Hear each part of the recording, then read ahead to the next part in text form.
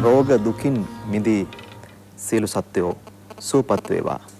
අපේ උදාරතර ප්‍රාර්ථනාවයි සියලුම සත්වයෝ සුවපත් වේවා. අපි ගෙදර ඉඳන් වෙසක් සමරන්නේ 2564 වන වෙසක් උත්සවය අපි සමරන්නේ. බුදුහාමුදුරුවෝ දේශනා කරා manussත්ත්ව පටිලාභෝ පරම දුර්ලභෝ. එතකොට මිනිසත් බව ලැබීම දුර්ලභයි. දුර්ලභව ලැබූ මිනිසත් භවයේ අප මේ යනතෙක් කරන කියන දේවල් දහමට අනුව කරොත් මේ සමාජයේ මේ සියලු අභියෝග වලට අපිට මුහුණ දෙන්න වෙයිද? මේ තරම් මානසික තැතිගැන්මක් මානසික බියගැන්මක් ඇතුව අපිට සමාජයේ ජීවත් වෙන්න වෙයිද? අපි ධම්මානුධම්ම පටිපදාවෙන් මිදුණා. සංවර්ධනය කරා වේගයෙන් ගමනක් ගියා. ඒ නිසා අපි ලෙඩ වුණා. ලොවක්ම රෝග වුණා. අද විද්‍යාව අසමත් වෙලා, තාක්ෂණය අසමත් වෙලා, සියලු දෙනා අසමත් වෙලා එක අපිට එක මෙරි මෙරි ඇද වැටෙනවා. අප බලාගෙන සොසුම් හෙලනවා. හැබැයි මේ රටේ මේ වසංගතෙත් එක්ක අපට සිද්ධ වුණේ මොකද්ද? අපි ඉදිරියේදී මේවා කතා කරමු. හැබැයි අද කතා කරන්නේ කොරෝනා ගැන නෙවෙයි. කොරෝනා ගැන ඇති වෙන්න කතා කරලා තියෙන මාස ගාණක්. අපි අද කතා කරන්නේ මේ වෙසක් සමයේ සමාජගත වූ අවශ්‍යම මාතෘකාව. ඒ ආරෝග්‍ය පරමලාභ සන්තුට්ටි පරමං ධනං. මේකට සමහර අය කියනවා ආරෝග්‍ය පරමාලාභා කියලත්.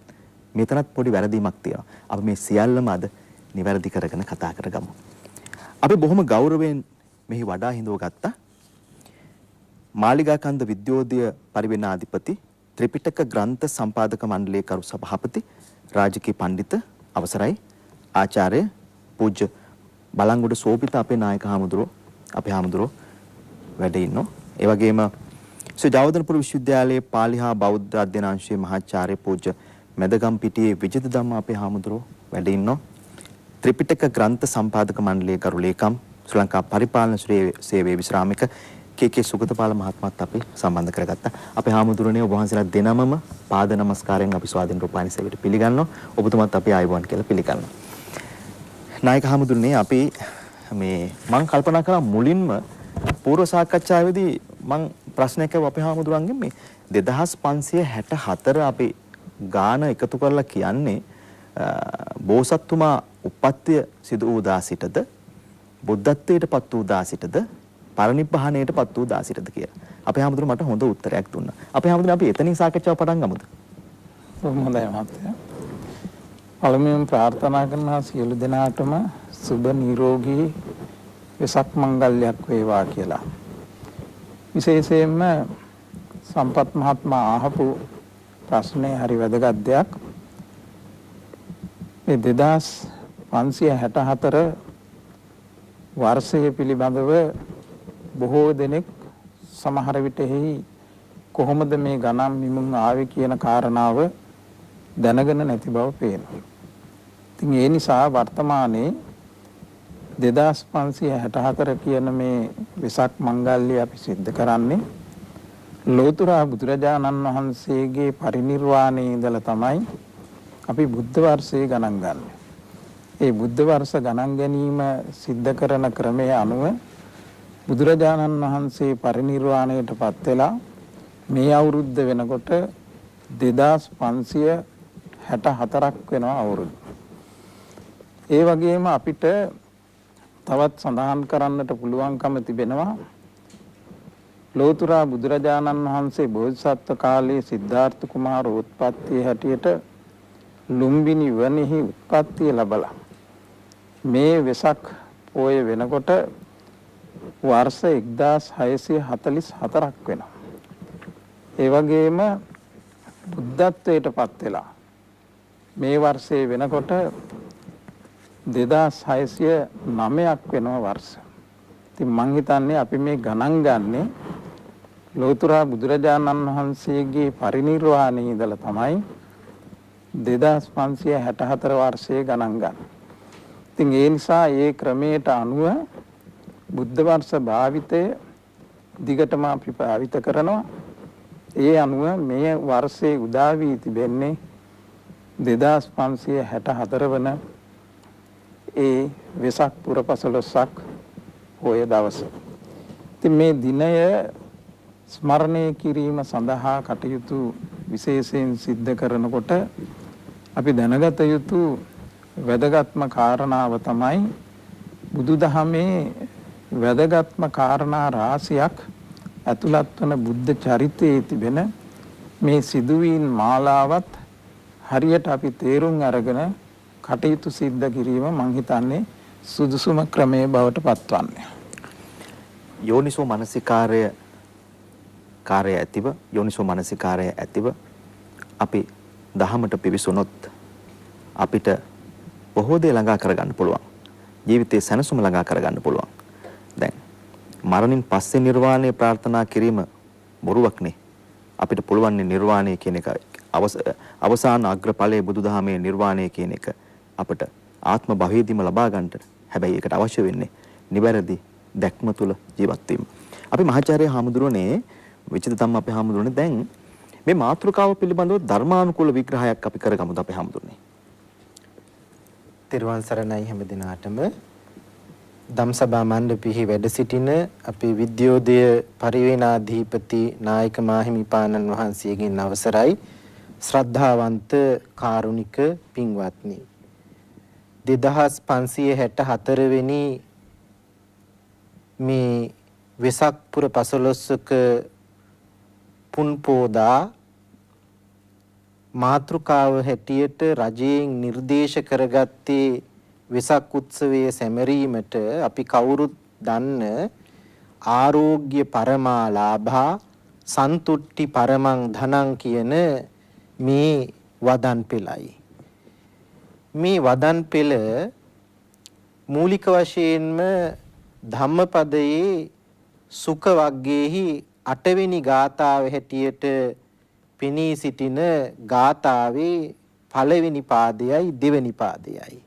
ඔබතුමා මුලින්ම සමාරම්භයේදී සඳහන් කළා වාගේ බොහෝ දෙනෙක් මේ පළවෙනි පාලි පදපේලිය වරදවා තමයි උච්චාරණය කරන්නේ. එහි නිවැරදි උච්චාරණය ආරෝග්‍ය පරමා ලාභා සන්තුට්ටි පරමං ධනං කියන එකයි. මින් කියවෙන්නේ අපි තේරුම් ගන්න අදහසට වඩා තරමක් වෙනස් අදහසක්. අපි තේරුම් ගන්නේ නම් ආරෝග්‍යය නිරෝගීකම උතුම්ම ලාභයයි කියන අදහස. නමුත් නිවැරදිව මේ පාලි පද ටිකෙන් කියවෙන්නේ ඊට වඩා වෙනස් අර්ථයක්. සියලුම ලාභ සියලුම ලැබීම් නිරෝගී බව පරම කොට ඇත්තේය කියන අර්ථය තමයි ආරෝග්‍ය පරමා ලාභා කියන වචනේ තේරුම. අපි ලබා ගන්න දේවල් තියෙනවා. අපිට ලැබෙන දේවල් තියෙනවා. මේ ලබා ගන්න ලැබෙන සියලු දේවල් වලින් වඩාත්ම හොඳ වඩාත්ම උසස්ම ලැබීම තමයි නිරෝගීකම. ඒක තමයි නියමාර්ථය. ඊළඟට සන්තුට්ටි පරමං ධනං කියන මේ පදපේලිය අපි අද තේරුම් කරන්නේ සතුට උසස්ම ධනයයි කියලයි. නමුත් මේ පදපේලියේ නිවැරදි අර්ථය ධනය අපි ලබන දෙය අපි ලබන මිල මුදල් වස්තුව මේ සියල්ල මේ ධනය සතුට පරම කොට ඇත්තේය කියන එක තමයි මෙහි අර්ථය. දැන් ඔබට පැහැදිලි නේද කිසියම් තැනක ගැටලුවක් වෙලා තියෙනවා කියලා. ඇත්තටම අපි අද කතා කරනවා පැය දෙකකට ආසන්න වෙලාවක් මේ මාතෘකාව. ඉතා ඵලදායී මාතෘකාවක් වඩ පත් වෙයි. අපේ හාමුදුරනේ මේවා අපේ ජනමාධ්‍යයෙන් නිවැරදි නොකරොත් අපිට නිවැරදි කරන්න වෙන තැනක් නැහැ. ඔබ වහන්සේට යලිත් ආරාධනා කරනවා. සත්‍ය වශයෙන්ම පාලි භාෂාව පිළිබඳව අද ඇති වෙලා තියෙන මේ ඌන අවධානය මේකට හේතුව කියලායි මා කල්පනා කරන්නේ. කෙසේ වෙතත් නිවැරදි ව්‍යවහාරය මා පෙර සඳහන් කළ පරිදි විය යුතුයි කියන එක තමයි මගේ අදහස. ඒ නිසා මෙවර වෙසක් උත්සවයේ තේමාව අපේ රටට බලපාලා තියෙන මේ රුදුරු වසංගතය මුල් කරගෙන ත්‍රිපිටකයෙන් උපුටාගත් මේ පාට දෙකයි. මේ පාට දෙකේ පළවෙනි පාඨය ආරෝග්‍ය පරමා ලාභා කියන පාඨය ත්‍රිපිටකයේම මජ්ක්‍ධිම නිකායේ මාගන්ධිය සූත්‍රයේත් සඳහන් වෙලා තියෙනවා.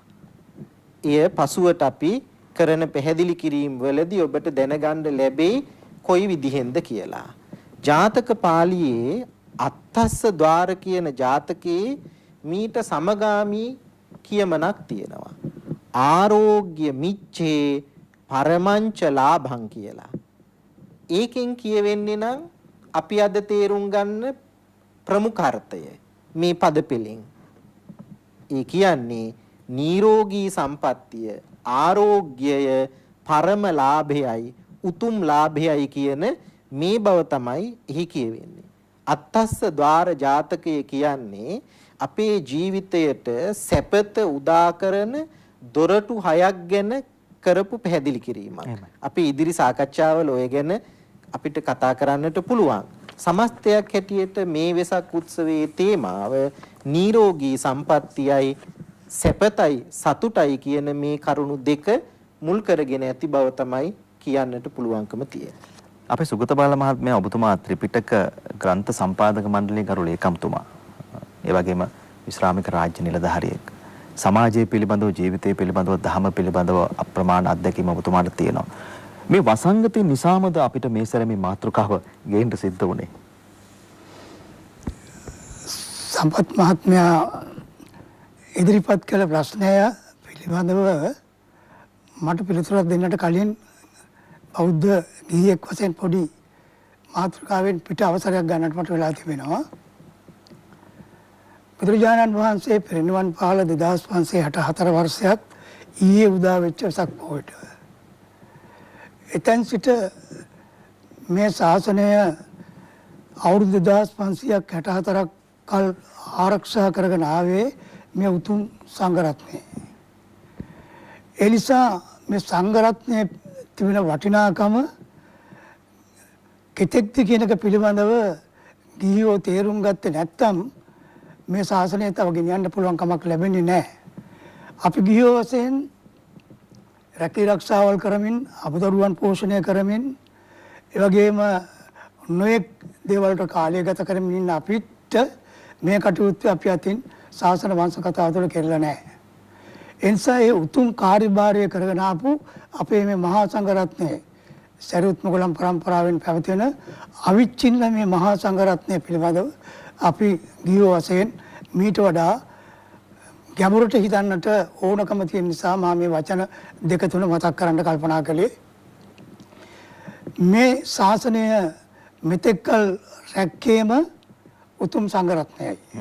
උන්වහන්සේලා තමයි මේ ත්‍රිපිටකය ආරක්ෂා කරගෙන ඇවිල්ලා අපිට අද වෙනතුරුත් මේ ප්‍රතිපත්ති වල ක්‍රියාත්මක වෙන යම් කෙනෙක් ඉන්නවා නම් ඒ ප්‍රතිපත්ති වලින් මාර්ගඵල ලබන්න පුළුවන් කියන විදිහේ ඒ උතුම් පණිවිඩය ආරක්ෂා කරගෙන ආව මේ මහා සංඝරත්නය. උදාහරණයක් වශයෙන් කියනවනම් මේ වෙලාවේදී මෙතන නියෝජනය කරන අපේ සෝබිත නායක හඳුරෝ මම බොහෝ කලක් පෞද්ගලික ආශ්‍රය කරනවා. උන්වහන්සේලා වැනි ශ්‍රේෂ්ඨ සංඝ නේතෘන් වහන්සේලා නැත්නම් මේ ශාසනය අනාගතයේ සත්පුරුෂෝ කල්යාණ මිත්‍රෝ බිහි වෙන්නට කිසිම හේතුවක් නැහැ. ඒ උන්වහන්සේ පිරිවෙනක පරිවෙනාධිපති වශයෙන් ඉඳගෙන වාර්ෂිකව 100 ගණනක් දහස් ගණනක් සාමණේරයන් වහන්සේලා මේ ශාසනයට විනය සහ ධර්මයේ ඇතුළත් කරමින් පුහුණු කරවමින් මේ ශාසනය ආරක්ෂා කරන සේවය ඉතා වටින සේවයක්. ඒ වගේම අපේ මහාචාර්ය හාමුදුරු ගැන කතා කරලා ගත්තොත් එහෙම මේව පෞද්ගලික වර්ණාවල් නෙවෙයි සංඝරත්නයේ වටිනාකම තේරුම් ගන්නට මම මතක් කරන වචන දෙකක්. මේ මහාචාර්ය ස්වාමීන් වහන්සේ ගැන අපි පෞද්ගලිකව දන්න කරුණු. උන්වහන්සේ තමයි මෑත භාගයේ අවුරුදු 38 දී මහාචාර්ය පදවියක් පවා ලබන්නට තරම් උන්වහන්සේ මේ තත්ත්වයට පත් වුණේ මේ සංඝ ශාසනය තුළ වැජබීම නිසා බවයි මගේ නම් මතය. එපමණක් නෙවෙයි උන්වහන්සේ විසින් මෑත කාලේ මිට අවුරුදු 2කට පමණ කාලයේදී අප වෙත ප්‍රදානය කළ තියෙන උන්වහන්සේ ලියපු පොතක් මට හිතෙන මේ පොත කියවුවාම බුද්ධඝෝෂ හාමුදුරුවන්ගේ ගෝල පරම්පරාවෙන් සිට පැවතෙන කෙනෙක්ද කියලා උන්වහන්සේ ලියලා තියෙනවා. පාලි භාෂාව සහ ත්‍රිපිටක සම්ප්‍රදාය චිරස්ථායී කිරීම සඳහා පාලි ත්‍රිපිටක අටුවාවක් ලියලා තියෙනවා. ඒ ත්‍රිපිටක අටුවාවේ තිබෙන්නේ අපි අහලා තියෙන්නේ මතු බුදු වෙන්නේ මෛත්‍රී බුදුහාඳුර විතරක් කියලා. නමුත් අනාගතේ තවත් බුදුරයන් වහන්සේලා මහා රාශියක් බුදු වෙන බවට කතා ඇතුළත් වෙච්ච දස බෝධිසත්ව උත්පත්ති අට කතාවක් පාලි භාෂාවෙන් දැන්ට අවුරුදු දෙකකට විතර කලින් ලියපු සංඝ නේතෘන් වහන්සේ නමක්. ඒ වගේම වහන්සේලා සංඝ ශාසනය තුල මේ ශාසනය රැක ගන්නට කරන සේවාව තුල ගියව වශයෙන් අපි තාමත්ම ගෞරවපූර්වක নমස්කාරය කරන්නට මා කැමති මේ අවස්ථාවේදී. එපමණක් නෙවෙයි මෙතුමා මතු කළ ඒ කාරණාවට කලින් මට තවත් කියන්න ඕන. අපි මේ රැකගෙන යන ශාසනයේ ශාස්ත්‍රූන් වහන්සේ දිහා බලපුවාම උන්වහන්සේ කවරෙක්ද කියන එක පිළිබඳව අපි බෞද්ධ වශයෙන් සහ ලෝකවාසීන් වශයෙන් දන්නවා මදි කියලායි මට හිතෙන්නේ.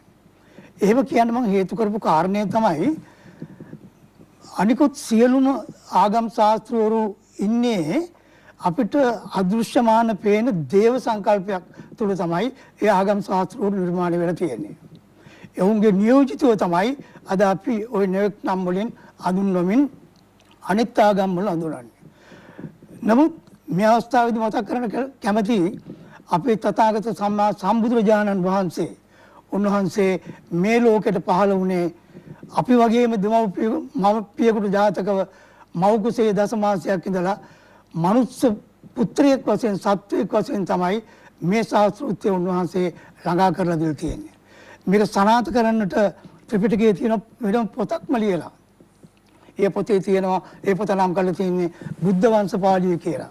මීට පෙර ආතුව මේ ලෝකේ පහළ වෙච්ච සූවිසි බුදුවරයන් වහන්සේලා දීපංකර බුදුහාඳුරන්ගේ පටන් කාශ්‍යප බුදුහාඳුර දක්වා 24 නමක් බුදුන් වහන්සේලා ඒ වගේම අපේ ගෞතම බුදුරජාණන් වහන්සේ මිනිසෙක් බව ඔප්පු කරන්නට ඒ බුද්ධ වංශපාළියේ අම්මගේ නම තාත්තගේ නම දරුවන්ගේ නම බිසවගේ නම ඊළඟට අග්‍ර උපාසකයාගේ නම උපාසිකාවගේ නම උපස්ථායකයාගේ නම ඒ විදිහට සඳහන් කරපු පොතක් තිබෙනවා බුද්ධ වංශපාළිය කියලා. ඒ නිසා අපි මේ ශාස්ත්‍රූත්වය දම අදහන්නේ අපේ මනුස්ස ශාස්ත්‍රූත්වයක් ඇති තථාගත සර්වඥයන් වහන්සේ බව මේ වෙලාවේදී මතක් කරන්න කැමතියි. එපමණක් නොවේ මනුස්සයෙක් වශයෙන් ඉපදිලා උන්වහන්සේ පිළිබඳව ත්‍රිපිටකයේ එන සමහර තැන්වල කියවෙන විස්තර විදිහට ගත්තොත් එහෙම උන්වහන්සේ මොනතරම් මනුස්සත්වයේ තුල උත්තර මනුස්සත්වයට යන්නට මොනතරම් ඥාන සම්භාරයක් උපයාගත්ත මනුස්සයෙක්ද කියලා හිතපුවාම පුදුම හිතෙනවා අපේ මනුස්සකමේ තියෙන වටිනාකම නොදැනී ඉන්න මිනිස්සුන්ට කුමක්ද කියන එක පිළිබඳව තේරුම් ගන්නට. සංයුත්ත නිකායේ දෙවෙනි පොතේ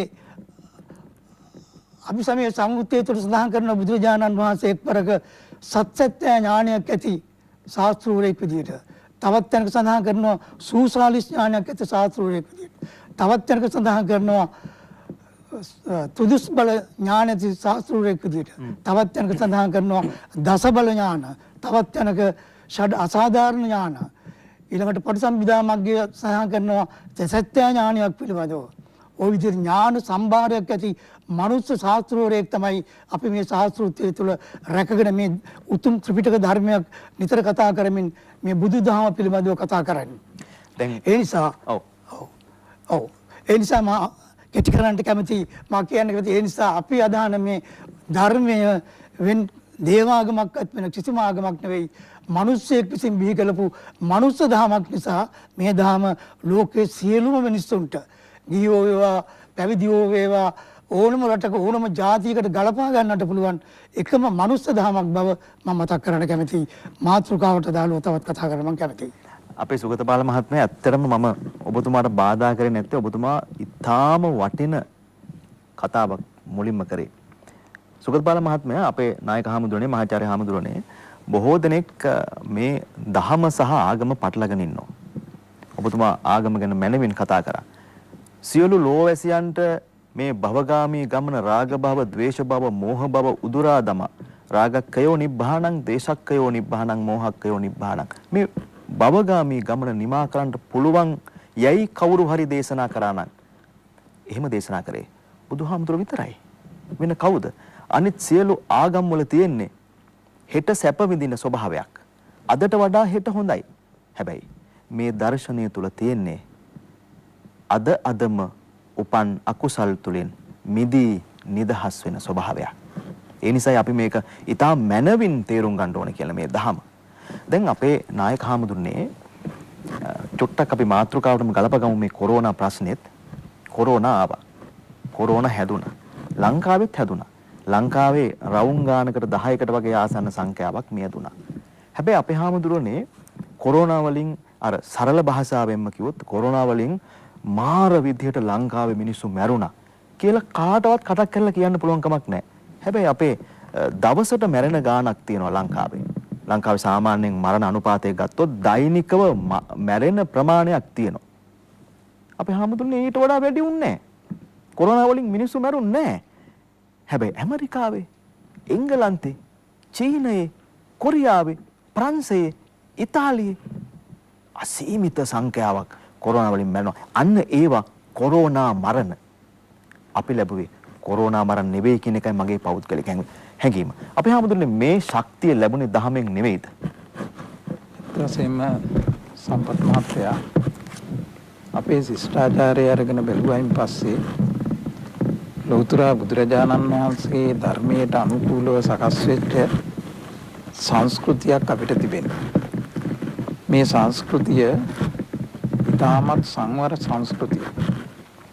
බටහිර රටවල් වගේ ශීඝ්‍රගාමී විදිහට බොහොම ඉහළ මට්ටමින් කටයුතු සිද්ධ කරන්නට සංවරකමෙන් තොරව ක්‍රියා කරන්නට හැදිච්ච ජාතියක් නෙමෙයි සිංහල ජාතිය. ඒ නිසා විශේෂයෙන්ම ලංකාවේ පිරිස සංවර කර ගැනීමේ හැකියාවක් සියලුම දෙනාට පුළුවන්කම ලැබුණේ මෙන්න මේ කියන ධර්මයේ බලපෑම නිසා. මේ ධර්මයේ පුරාණේ ඉඳලම අපේ සංස්කෘතියේ බොහෝ අවස්ථාවල දිගටම සංවර ජාතියක් හැටියට කටයුතු සිද්ධ කරන්නට අවස්ථාව සැලසුණ බව අපි මතක් කරන්නට අවශ්‍යයි. ඒ වගේම මේ වෙලාවේදී විශේෂයෙන් මතක් කරන්නට අවශ්‍යයි මේ කාර්ය ඉතාමත් සංවිධානාත්මක විදිහට ඒ සිදුවන වැරදි නැත්නම් ඒ මරණ ප්‍රමාණය සිදු නොවන්නට ප්‍රධාන වශයෙන්ම හේතුව වුණේ මේ සංස්කෘතියෙන් හටගත්ත මිනිසුන් තමයි ලංකාව පරිපාලනය කරන්නේ. ඒ සංස්කෘතියට අනුකූලව ක්‍රියා කරන පිරිස අපේ නායක හමුදුනේ මට සමාවෙන්න බාධා කිරීමක් කරාට මං හිතන්නේ ඇහෙනවා ඩිංගක් මදි වෙනවා අර වටහපොතෙන් මයික් එක ආවරණය වෙන නිසා. අන්න හරි. දැන් අපේ හමුදුනේ සමා වෙලා ආපහු පටන් ගමු. හොඳයි මේ වෙලාවේ මම මතක් කළේ සම්පත් මහත්තයා මගෙන් ඇහුවා ලංකාවේ මේ කොරෝනා මරණ සංඛ්‍යාව සාමාන්‍ය මට්ටමක ගන්න නැතුව ඉතාමත් අඩු මට්ටමක ඇතිවන්නට හේතුනේ මොන කාරණාවද කියන බව ප්‍රශ්නයක් වශයෙන් නැගුවා. එහෙමයි. ඉතින් මෙතෙන්දී අපි විශේෂයෙන් මතක් කරන්න ඕනේ ලංකාව කියන්නේ සුවිශේෂ රටක්. අතීත දීර්ඝකාලීන ඉතිහාසය අරගෙන බැලුවාම ලංකාවේ මිනිස්සු බොහොම සංවරව කටයුතු සිද්ධ කරපු සදාචාරවත් විදිහට ක්‍රියා කරපු පන්සිල් ආරක්ෂා කරපු රටවැසියන් හැටියට තමයි කටයුතු සිද්ධ කළේ. ඉතින් එහෙම ක්‍රියා කරන මිනිසුන් අතර යම් අවස්ථාවක මෙවැනි උවදුරක් ආවහම ඒ උවදුරින් බේරෙන්නට අවශ්‍ය පරිසරය සකස් කර ගන්නට ඉතා අමාරු තත්ත්වයක් ඇත්තේ නැහැ. මොකද ඒකට හේතුව අර සකස් වෙච්ච පිළිවෙල අනුව ඒ සකස් වුණ ක්‍රමය අනුව ජනතාවට යමක් කිව්වහම ඒ දේ ඒ විදිහට සකස් කර ගන්නට පුළුවන්කමක් තිබෙනවා. අනිත් කාරණාව තමයි මෙවැනි දේවල් හරියට සංවිධානය කරන්නට පුළුවන් ශක්තියක් ඇතිවීම. ශ්‍රී ලංකාවේ මම හිතන්නේ මේ අවස්ථාව වෙනකොට ඒ දේවල් පරිපාලනය කරගන්න ශක්තිමත් පිරිසක් රාජ්‍ය නායකත්වයට පත් වෙලා තිබෙනවා. ඒ පත්වීම පදනම් කරගෙන තමයි බොහෝ දුරට පුළුවන්කම ඇති වුණේ සංවිධානාත්මකව මේ බව ආරංචි වුණ අවස්ථාවේ ඉඳලම ඒට සරිලන විදිහේ සංවිධානාත්මක වැඩපිළිවෙලක් සකස් කරගෙන ඒ සංවිධානාත්මක වැඩපිළිවෙලට අනුකූලව මේකට මුහුණ දෙන්න අවශ්‍ය පියවරයන් හරියට ක්‍රියාත්මක කිරීම නිසා තමයි මෙවැනි තත්ත්වයක් ඇති කරගෙන අපිට අනිත් රටවලට වඩා දියුණුවයි සම්මත ඉතා ඉහළ මට්ටමේ හැම අතින්ම බලය ධනය ආදියෙන් සුවිශේෂත්වයට පත්වෙච්ච සියලු රටවලට වඩා අපේ රට ඉතාමත් ආදර්ශ සම්පන්න රටක් බව පෙන්눔 කරන්නට හොඳම අවස්ථාවක් කරගන්නට මේ වෙලාවේදී පුළුවන්කම ලැබුණේ ඒ තත්ත්වේ නිසායි කියලයි මම කල්පනා කරන්නේ. අපේ විචිතධම්ම හාමුදුරනේ දැන් අපි මේ තව ටිකක් ධර්මයේ ගැඹුරට ගිහිල්ලා හැබැයි ගැඹුරට යනවා කියපුවාම ඔබ හිතේ අපිට තේරෙන්නේ නැති වේද කියලා නැහැ. ගැඹුරට ගියත් ඒ තුල තියෙනවා සරල බව. බුදු දහමෙම තියෙන සරල බව. අපේ හාමුදුරනේ අපේ ආරෝග්‍ය පරම ලාභා කියන එක නිර්වාණයට නැත්නම් නිබ්බානගාමී මාර්ගයට අපේ භවගාමී ගමන අවසන් කරන්නට කොහොමද අපි යොදාගන්නේ ධර්මානුකූලව විග්‍රහ කරොත් අපේ හාමුදුරනේ? ආරෝග්‍යය අපි කාටත් ඊටාම වැදගත් එකක්. ගිහි පැවිදි කොයි කාටත් නිරෝගී සම්පත්තිය කියන එක ඊටාම අවශ්‍යයි. කෙනෙකුට හිතෙන්න පුළුවන් මේ නිරෝගීකම තියෙන්න ඕනේ කයි. නිවන ඊට වඩා වෙනස් එකක්. නිවන භාවනා කරලා ආධ්‍යාත්මිකව අත්පත් කරගත යුතු ඉහළ ගණේ ඵලයක්. අපි හැමෝටම සමා වෙන්න මම අර මුලිනුත් කිව්වා දැන් මං අහලා තියෙනවා මට ඇහිලා තියෙනවා මේ ඒ කියන්නේ මරුණට පස්සේ නිවන් දකින්නයි බොහෝ දෙනෙක් කල්පනා කරන්නේ.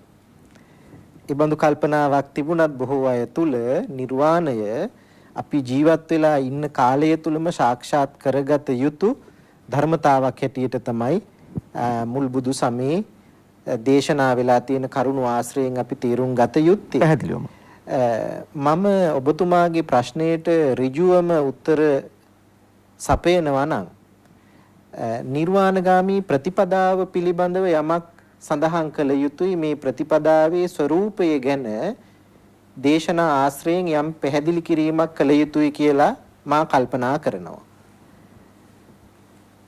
එකපාරටම නිවන අවබෝධ කරන්න පුළුවන් කමක් නැහැ. එහෙමයි. මෙහි තියෙනවා අනුපුබ්බ ක්‍රියාවක්, අනුපූර්ව ශික්ෂාවක්, අනුපූර්ව ප්‍රතිපදාවක්. මජ්ක්‍ධිම නිකායේ ගණක මොග්ගල්ලාන සූත්‍රයේදී බුදුහාමුදුරුවෝ ගණක මොග්ගල්ලාන බ්‍රාහ්මණයට ඊතා කදිම කරුණු පැහැදිලි කිරීමක් කළා. ගණක මොග්ගල්ලාන ඇකවුන්ටන්ට් කෙනෙක්. ගණක අධිකාරීවරයෙක්. එහෙමයි හමුදුනේ. එයා ඇවිදින් අහනවා අපි ගණන් ඉගෙන ගන්න ගුරුවරයා ළඟට ගියාම අපේ ගුරුතුමා අපිට ගණන් උගන්වන්නේ අනුපිළිවෙලින්. 1 2 3 කියලා ගණින්න ඉස්සෙල්ලා උගන්වනවා. ඊළඟට මේ එකේ ගොඩවල් මේ දෙකේ ගොඩවල් කියලා වෙන් වෙන් වශයෙන් ගණිත ක්‍රම උගන්වනවා. ඔබ වහන්සේත් ගුරුවරයෙක්. ඔබ වහන්සේ කොහොමද මේ ගෝලයන්ට උගන්වන්නේ? බුදුහාමුදුරුවෝ වදාලා මමත් අනුපිළිවෙලින් තමයි උගන්වන්නේ. කවුරු හරි කෙනෙක් මගේ ළඟට ආවොත් මගෙන් ඉගෙන ගන්න මම එයාට උගන්වන ක්‍රමයක් තියෙනවා. ඔය ක්‍රමය පැහැදිලි කරමින් බුදුහාමුදුරුවෝ ගණක මොග්ගල්ලානට කරුණු ගණනාවක් පැහැදිලි කළා. ඒ කරුණු ගණනාව අතර පළවෙනි කාරණේ සීල සම්පන්න වීම. දෙවෙනි කාරණේ ඉන්ද්‍රිය සංවරය. තුන්වෙනි කාරණය භෝජනයේහි පමණ දැනගෙන ආහාර ගැනීම. හතරවෙනි කාරණේ ජාගරියානු යෝගය. නිදි වරාගෙන උත්සාහවත්ව කටයුතු කිරීම. පස්වෙනි කාරණය සම්පජානකාරීව හොඳට නුවණින් මෙනෙහි කරමින් දනිමින් දකිමින් වැඩ කටයුතු කිරීම.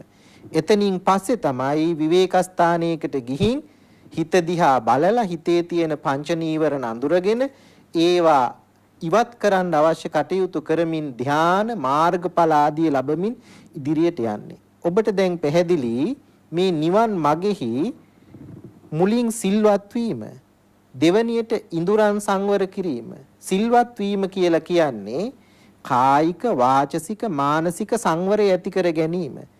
ජාතක පාළියේ සරබංග ජාතකයේ සඳහන් කරලා තියෙනවා යම් කෙනෙක් කයින් වචනෙන් සිතෙන් කරන වැරදි වලින් වැළකෙනවද එයා තමයි සීලවන්තයා කියලා. හුඟක් අය කියනවනේ කයයි වචනයයි විතරක් සංවර කර ගැනීම සීලයයි කියලා. මුල් බුදු සමයේ නම් කායික වාචසික මානසික ත්‍රිවිධ සංවරයේම සීලය යටතට අරගෙන තියෙනවා. මේ ත්‍රිවිධ සංවරයෙන් සිල්වත් වෙලා ඇහැ කන නාසය දිව ශරීරය මනස සංවර කරගෙන ඉදිරියට යනකොට ආහාරයේහි ප්‍රමාණය දැනගෙන අනුභව කිරීම ඊටම වැදගත් නිවන් මගට. එහෙමයි. ඒ නිසා නිවන් මගෙහි අනුපූර්ව ක්‍රියා පිළිවෙත තුල තුන්වෙනි තැන තමයි ආහාරය පිළිබඳ ප්‍රමාණය දැනීම කියන එක පිහිටුවලා තියෙන්නේ බුදුහාමුදුරුවෝ. ඒ නිසා ප්‍රමාණය දැනගෙන කන බොන එක නිවන් අවබෝධ කර ගැනීම සඳහා අවශ්‍යම කාරණයක් බව ඔය කිටි පැහැදිලි කිරීමෙන් උනත් ඔබට අවබෝධ කරගන්න පුළුවන්. මේ පිළිබඳව ඒකත් එක්කම දැන් ආරෝග්‍ය කියන එකලත් ඒක අදාළයි නේද? ඒක අදාළයි. ඔව්. මම ඇත්තට මෙතෙන්ට ගලපණ්ඩයි සූදානම. භෝජන මාත්‍රඥතාවය කියන එක අපිට ගලපන්න පුළුවන් වෙන්නේ ආරෝග්‍යයට. ඒ කියන්නේ නිරෝගී සම්පත්තියට. අපි පරිභෝජනය කරනකොට කරුණු තියෙනවා පහක් සලක ගන්න ඕනේ. ආහාර අනුභව කරනකොට ඒ ආහාරවලට දැඩිව ඇලෙන්නේ නැතිව ආහාර ගන්න ඕනේ. ඒක අගතිත කියලයි පාලියේ සඳහන් කරන්නේ. ඊළඟට මුලා නොවි ආහාර ගන්න ඕනේ. ඒකට කියන්නේ අමුච්චිත කියලයි. ඊළඟට ඇබ්බැහි නොවි ආහාර ගන්න ඕනේ. ඒකට කියන්නේ අනජ්ජාපන්නත්වය කියලයි. ඊළඟට අයහපත් ප්‍රතිඵල දකිමින් මේ ආහාර ගත්තාම අත්විඳින්න වෙන ආහාර ගන්න ඕනේ. ආදීනව දස්සාවි කියලයි ඒකට කියන්නේ. ඊළඟට මේ ආහාර අනුභවයෙන් Tamanට ලැබෙන දේවල් නොලැබී යන දේවල් මේ සියල්ල දනිමින් දකිමින් කටයුතු කරන්න ඕනේ. ආහාරය පිළිබඳව ඔය පිළිවෙත අපි අනුගමනය කරගෙන කටයුතු කළොත් තමයි නිරෝගීකම අපිට ලබන්න පුළුවන් වෙන්නේ. මේ ආහාර අනුභව කරනකොට ආහාරයේ පිළිබඳව ප්‍රමාණය දැනගෙන කටයුතු කිරීම හරි ලස්සනට අපේ ධර්මයේ විස්තර කරලා තියෙනවා සම්පත් මහත්තයා. එහෙමයි අපේ හැමදෙරෝ. අපි ආහාර ගන්නේ ඇයි? ආහාරයේ මූලිකම අවශ්‍යතාවය. සෝපාක හාමුදුරුවන්ගෙන් බුදුහාමුදුරුවෝ ප්‍රශ්න 10ක් විමසුවා. ඒක නාමකින් පළවෙනි අංක 1 මොකක්ද? සබ්බේ සත්තා ආහාරට්ටිතිකා. හැමෝම පවතින ආහාරය නිසා. ආහාරයේ අවශ්‍යතාවයක්. එතකොට මේ ආහාරය අවශ්‍යතාවයක් නම් අපි ආහාර ගත යුත්තේ අවශ්‍යතාවය පිරිමහ ගන්න. ආහාර ගන්නා වෙලාවේ ඒ ගැන කල්පනා කළ යුතුයි. ඒකට කියන්නේ ප්‍රත්‍යවේක්ෂණය කිරීම කියලයි.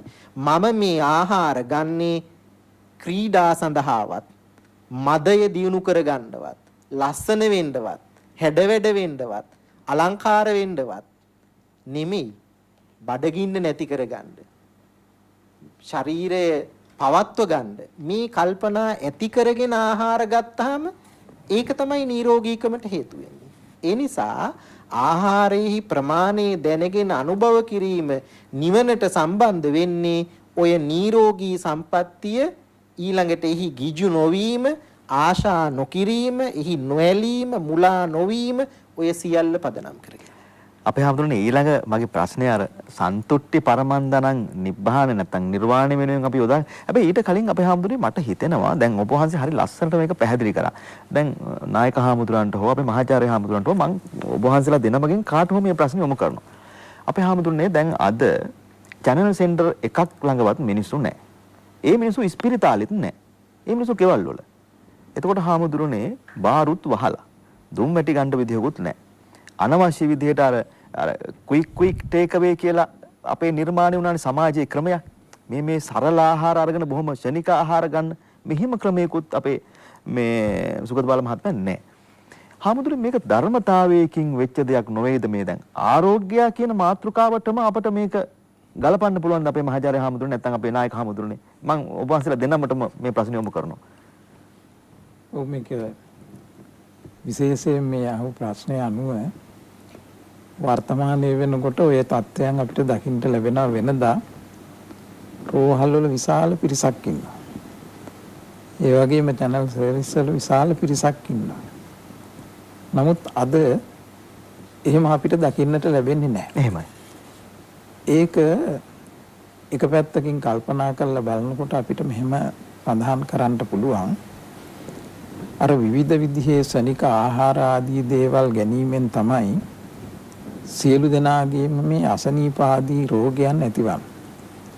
ආහාරය නිසා යම් යම් අයගේ රෝගී තත්ත්වයන් නැති වෙන බව අපේ දේශනාවේ නොඑක් තැන්වල සඳහන්ව පවතින දෙයක්. අපේ මහාචාර්ය හාමුදුරුවෝ මතක් කළ පිළිවෙලට ආහාරයේ පමණ දැනගෙන ආහාර ගැනීම කියන කාරණාව ඊටමත් ඉහළ මට්ටමකින් විග්‍රහ කරලා තියෙනවා. එහෙමයි. ඒතර මෙතන මේ පෙන්නන ප්‍රමාණය මොකක්ද කියන එක කවුරුවත් තීරණය කරන්නේ නැහැ. ඒක තමන්ම දැනගන්න ඕන තමන්ගේ ප්‍රමාණය. කොහොමද ඒකේ ප්‍රමාණය දැනගන්නේ? සඳහන්ව පවතින්නේ අපේ කුසපුරා ආහාර ගන්නේ නැතුව ආහාර ගැනීමේ ප්‍රමාණය කුසින් 4න් 3ක් පිරෙන පමණක් විතරක් ආහාර ගන්න කියලා. ඊට වැඩිපුර ආහාර ගත්තොත් එහෙම එක පැත්තකින් ඒ පුජ්‍යලයා තරබාරු වෙනවා. අනිත් පැත්තෙන් විවිධ ආබාධ ලෙඩ දුක් ඇති වෙන්න හේතු වෙනවා. ඉතින් ඒ නිසා මේ ප්‍රමාණය දැන හඳුනාගෙන ආහාර ගැනීම තමයි දේශනාවේ සඳහන්ව පවතින්නේ. ඒ වගේම අර මුලින් මතක් කළ මේ ශනික ආහාර කියන දේවල් ඒවා සකස් කරනකොට ඒවට පාවිච්චි කරන භාවිත කරන විවිධ රසකාරක දේවල් නිසා ඒවයින් ඇතිවෙන පීඩනයන් ඒවයින් ඇතිවෙන නොඑක් විදිහේ ආබාධයන් විශාල වශයෙන් දකින්නට ලැබෙනවා. එහෙමයි. දැන් වර්තමානයේ වෙනකොට මාස කිහිපයක් ඇතුළත එවැනි දේවල් ඒ විදිහට සකස් වෙලා ජනතාවට ඒවා පරිභෝජනය කිරීමේ අවස්ථාවක් නැතුව ගිහිල්ලා තියෙනවා. අද සාමාන්‍ය විදිහක gedara ආහාරයක් පිළියෙල කරගෙන තමයි සියලු දෙනාම තමන්ගේ ආහාර වේල පිරිමසා ගන්න. ඉතින් මම හිතනවා මේකත් හොඳ ආශිර්වාදයක් උනායි කියලා. නැත්නම් හැමදාම බඩේ අමාරුයි වෙනත් අමාරුයි නොඑක් දේවල් මේ ආහාර නිසාම ඇති කරගන්න යම් ආකාරයේ ලෙඩ දුක් වලට බෙහෙත් ගන්න තමයි හුඟක් ඔය රෝහල් වලට අර හෙට මෙහෙට යන්නේ. දැන් එහෙම එකක් නැහැ. ඒ නැතිදී මේ தත්ත්වයටපත් උනේ අර gedarama යමක් හදාගෙන අර වසවිස නැතුව රසායනික දේවල් නැතුව හොඳට ආහාරයක් අනුභව කරලා අර පමණ දැනගෙන ආහාර ගැනීමේ කාර්යභාරය ඉෂ්ට සිද්ධ වෙන නිසා තමයි මම හිතන්නේ අද මෙවැනි තත්ත්වයක් අපිට දකින්නට ලැබෙන්නේ නැත්තේ. අපේ හැමෝටම දවසක් වෛද්‍යවරයෙක් මයිත් එක්ක සාකච්ඡාවක් පැවැත්තුවා මේ අපේ අර උඩ මැදිරියේදී තේවිස් කුරුගේ මැදිරියේදී එතුමා කියනවා ආහාර ගන්න හැබැයි Tamanට බත් පිඟාන කාලා ඉවර වුණාම Tamanට දැනෙනවා තව ටිකක් කෑවොත් හොඳයි කියලා. අන්න එතනින් නවත්තන්න කිව්වා. ඒ ටිකක් කෑවොත් හොඳයි කියන තැන ඒ ඩිංග කන්න එපා කියලා කිව්වා. ඒක කෑවොත් ලෙඩ වෙනවා කියලා. ඉතින් අර අපේ හැමෝටම ඒක හරි අපූර්වවට පැහැදිලි කරා බුද්ධ දේශනාව අනුව. අපි සම්පත් මහත්තයා මම තව කාරණයක් මේකට අදාළව පැහැදිලි කරන්න කැමතියි. ඔය ඇත්තටම අපේ නායක හඳුරු පැහැදිලි කළේ දීඝනිකාය අටකතා විස්තර කරලා තියෙනවා පටිග්ගහන මත්ත කියලා එකක්. ඔබතුමා ඔය වෛද්‍යතුමාගේ වචනයෙන් කිව්වෙත් ඒකයි. එහෙමයි. අපි දැනගන්න ඕනේ අපිට අවශ්‍ය ප්‍රමාණය කොච්චරද කියලා. එහෙමයි හැමෝටම. ඊළඟට තව කාරණයක් තමයි පරියේෂණ මත්ත කියන එක. මට මේ මගේ ජීවිතේ පවත්ව ගන්න ඕනේ ආහාර මොනවද? මගේ බඩට ප්‍රමාණවත් ටික මොකක්ද? ඊළඟට පරිභෝග මත්ත කියලා තව එකක් තියෙනවා. මට මේ දිරවන ප්‍රමාණය කොච්චරද? මට කන්න පුළුවන් ප්‍රමාණය කොච්චරද? මම මේ දේවල් කෑවහම මට මේවා දිරවයිද නැද්ද? පත්‍ය අපත්‍ය කියලා දෙකක් තියෙනවා. එහෙමයි. ගැළපෙන නොගැළපෙන ඔය ගැන අපිට හොඳ අවබෝධයක් ඇති වෙන්න ඕනේ. දවසක් කොසල් රජුරුව මහා මද්දහනේ කාපු ගමන් පන්සල් ගියා. එදා ගියේ යාගේ සුදස්සන කියන බෑනත් එක්ක. ඉතින් බඩ උස්සගෙන කොසල් රජුරුව මගද නෙලියෙන් 12 නෙලියක් බත් කනවා කියලානේ විස්තර කරලා තියෙන්නේ. ඉතින් එදා හරි අපහසුයෙන් අත් දෙකත් බිමට තියාගෙන කටත් අයාගෙන වාගේ ඉන්න වෙලාවේ බුදුහාමුදුරුව කොසල් රජුරවන්ට ගාතාවක් දේශනා කළා. ඒ ගාතාව තමයි මනුජස්ස සදා සතීමතෝ මත්තං ඥානතෝ ලද්ද භෝජනේ තනු තස්ස භවಂತಿ වේදනා සනිකං ජීරති ආයු පාලයන්ති කියන මේ ගාතාව. රජුරවන්ට මේක තේරුනේ නැහැ. බෑනට කිව්වා මේක බුදුහාඳුරන්ගෙන් ඉගෙනගෙන මම බත් කනකොට මේක කියාපන් කියලා. ඉතින් මේකෙන් කියවෙන්නේ හොඳ සිහි කල්පනාවක් තියෙන්න ඕනේ කෑම බීම ගන්නකොට. එහෙමයි. නිකන් කණ්ඩ බොන්න බෑ. දැන් අද නම් රූපවාහිනිය දාගෙන ඒක යන රූප දිහා බලාගෙන අත කට ළඟට යවනවා. බත් පිගානට අත කට ළඟට අත. කනව මොනව කැවෙනවද දන්නේ නැහැ. ව්‍යංජනේ මොකද්ද කියලා දන්නේ නැහැ. සිහි කල්පනාවක් නැහැ. ආහාර පරිභෝග කරනකොට ලොකු ගුලිද පොඩි ගුලිද අනාගත යුත්තේ කියන එක ගැන දැනුමක් තියෙන්න ඕනේ. මේ අත බත් ගුලියේ තියෙන අත කට ළඟට එන්න ඉස්සෙලා කට අරිනවද නැද්ද කියන එක තමන් දැනගන්න ඕනේ. මේවා සේකියා කියන විනය ශික්ෂා 30ක බුදුහාඳුරුව පැහැදිලි කරලා තියෙනවා භික්ෂුන් වහන්සේලාට අදාළව. ඒ ශික්ෂා භික්ෂුන් වහන්සේලාට පැනෙව්වත් ගිහි බෞද්ධ සමාජයේ ආහාර පරිභෝජන රටාවට ඊටාම වැදගත් කියලායි මම කල්පනා කරන්නේ සම්පත් මහත්මයා. සුගතපාල මහත්මයා මේ දැන් අපි මේ මාතෘකාව කතා කරනවා අපි හෙට ඉඳන් ආපහු ජීවත් වෙන්න ඕනේ. බොහෝ විට 11 වෙනිදා ඉඳලා රට සාමාන්‍ය තත්ත්වයකට 60%ක් ඔපත් වේවි කියලා අපි විශ්වාස කරනවා. මේ මාතෘකාව කතා කරලා අපි අද 4:00ට ගෙදර යනවා. අපේ ස්වාමින් වහන්සේලා විහාරස්ථානට වඩිනවා. අපිට මේක හෙට ඉඳලා ක්‍රියාත්මක කරන්න පුළුවන් වෙයිද? මේ සලසුම් සහගත බව. සම්පත් මහත්මයා හොඳ ප්‍රශ්නයක් ඉදිරිපත් කළේ. ගිරිමානන්ද සූත්‍රයේ අපේ හඳුනන අවසරයි ගිරිමානන්ද සූත්‍රය සඳහන් වෙනවා මේ ලෙඩ දුක් ඇදෙන ක්‍රම 8ක් පිළිබඳව. වාතාබාධා, පිත්තාබාධා, සෙම්මාබාධා, සමුට්ඨාන නැත්නම් සන්නිපාතාබාධා, ඍතුආබාධා, විසම පරිහාරාබාධා, ඕපක්කමිකාබාධා සහ කම්මාබාධා කියලා 8ක්ම කියනවා.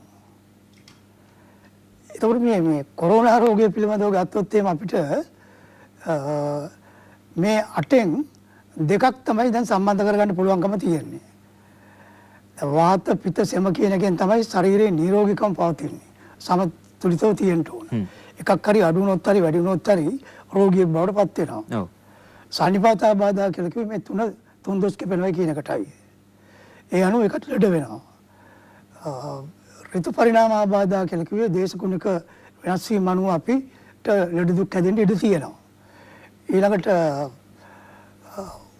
ඕපක්කමිකාබාධා, විසම පරිහාරාබාධා කිව්වේ වැරදි ලෙස ආහාර පරිභෝජනය තුළින් අපිට ආබාධ ඇති වෙන්න පුළුවන්. මෙන්න මේ කාරණයක් සමහරට මේ කොරෝනා වලට සම්බන්ධද කියලා අපිට හිතන්න පුළුවන්කමක් තියෙනවා. ඊටත් වඩා හේතුවක් තියෙනවා. අපේ රටේ මේ වෙනකොට මරණ සංඛ්‍යාව 9යි. ඇමරිකාව, ස්පාඤ්ඤය, ඉතාලිය වගේ රටවල් ගත්තාම 50,000න් එහා පැත්තේ තමයි මරණ සංඛ්‍යාව. එකම රෝගය නිසා.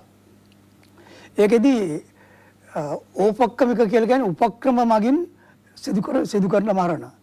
ඒ මරණ පොතේ නම් තියෙන අනවින කොඩු වින එහෙම නැත්නම් විෂ ද්‍රව්‍ය දීම ආදී ක්‍රම වලින් මිනිස්සු මරණ ක්‍රම ඒ කාලෙදි තිබුණා. ඊළඟට තියෙනවා කම්මාබාධා.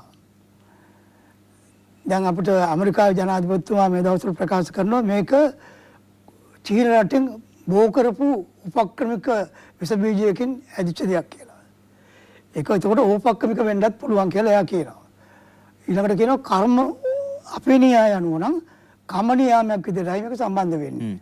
අපේ නායක හඳුර මතක් කළා අපි බෞද්ධ සංස්කෘතිය අර්ථයේ සකස් වෙච්ච පන්සිල් පිළිබඳව කර්මඵල විශ්වාස කරන ඉතාමත් ශීලාචාර මිනිසුන් විදියට ජීවත් වෙන්න උත්සාහ කරන පිරිසක් විදියට අපි තුල අපේ රටේ මේ මරණ සංඛ්‍යාව මේ රෝගය තුල ව්‍යාප්ත වීම සහ මරණ සංඛ්‍යාව ඇති වීම අඩු වෙලා තියෙන බව.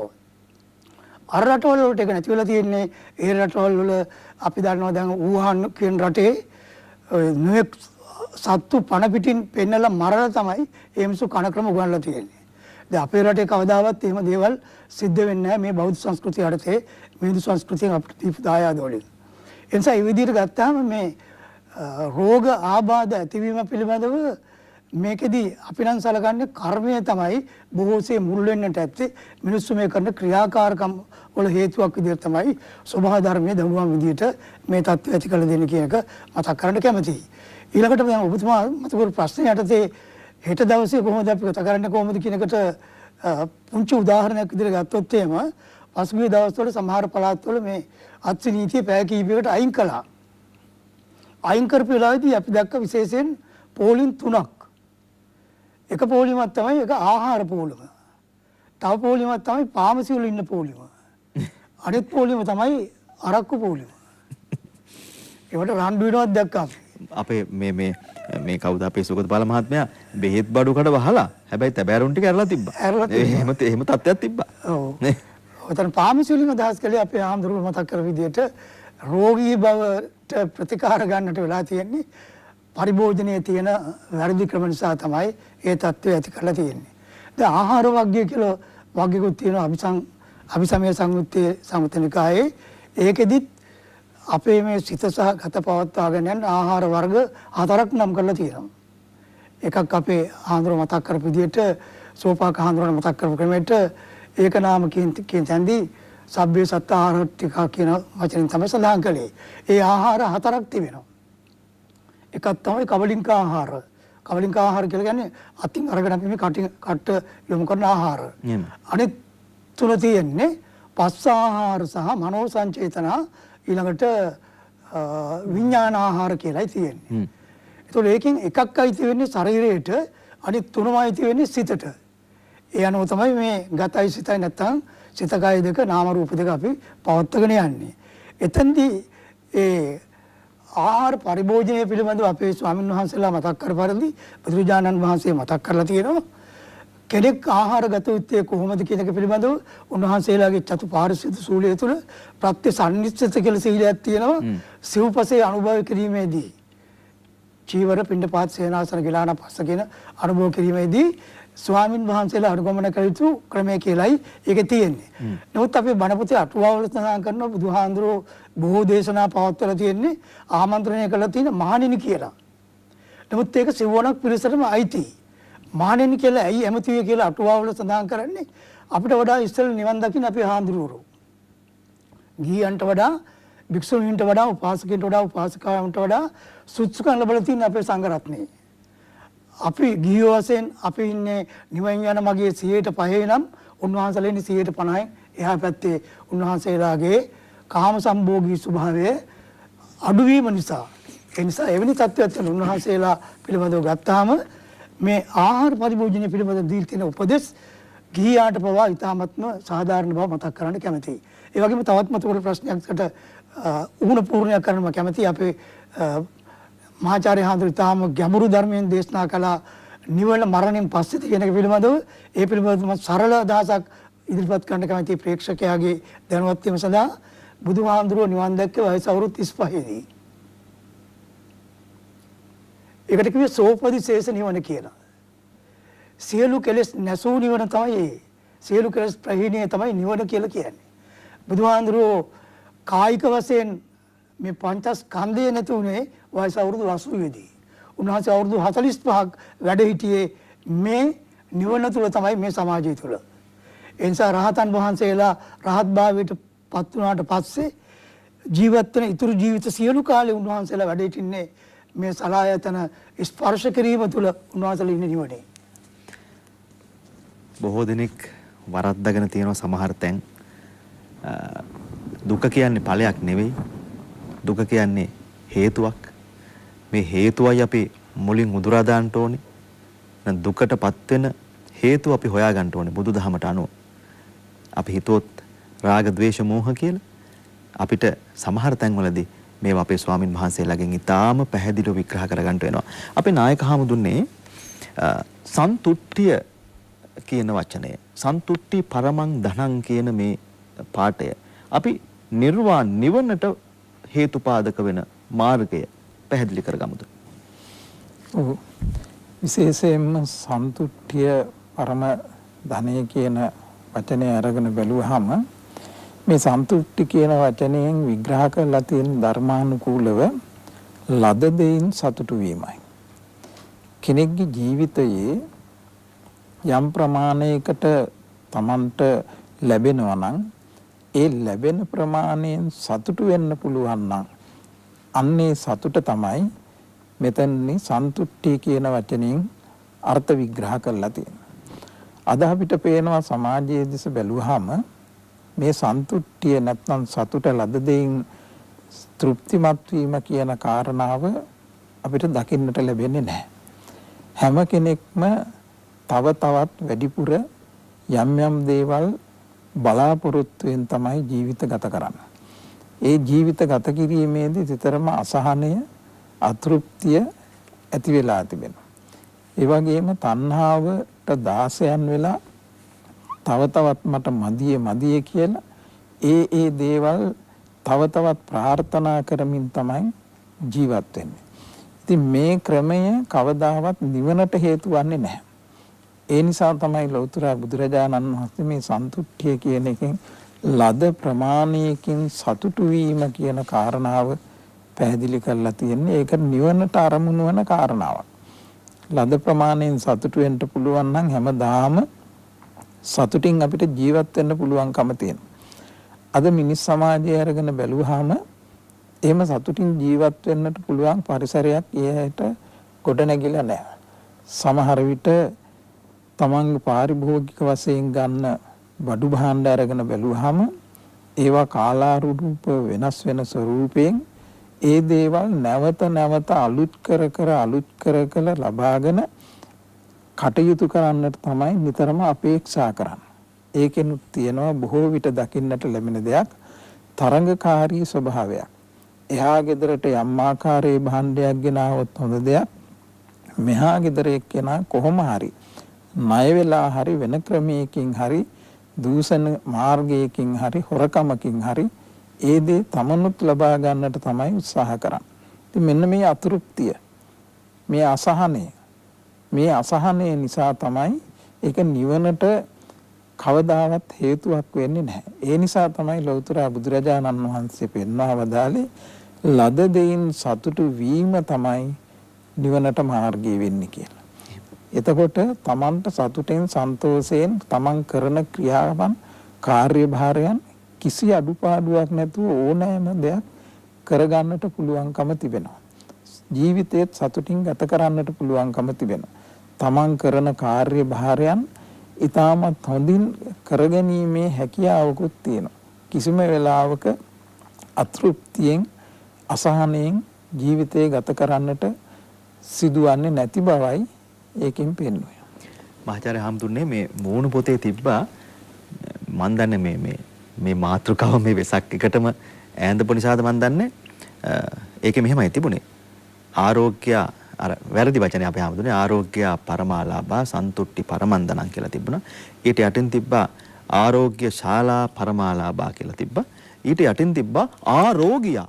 ඒ කියන්නේ ආපු රෝගියා. ආරෝගියා පරමලාභයයි කියලා. ඉතින් මෙහෙමත් හාමුදුරනේ මේ එක පැති වලට මේක විග්‍රහ කරලා තිබුණා. මන් දන්නේ සමාජයේ කියවන විදිහ මේ. දැන් අපේ මහාචාර්ය හාමුදුරනේ මම ඒක නිකමට වගේ කිව්වේ මේ වෙලාවේ.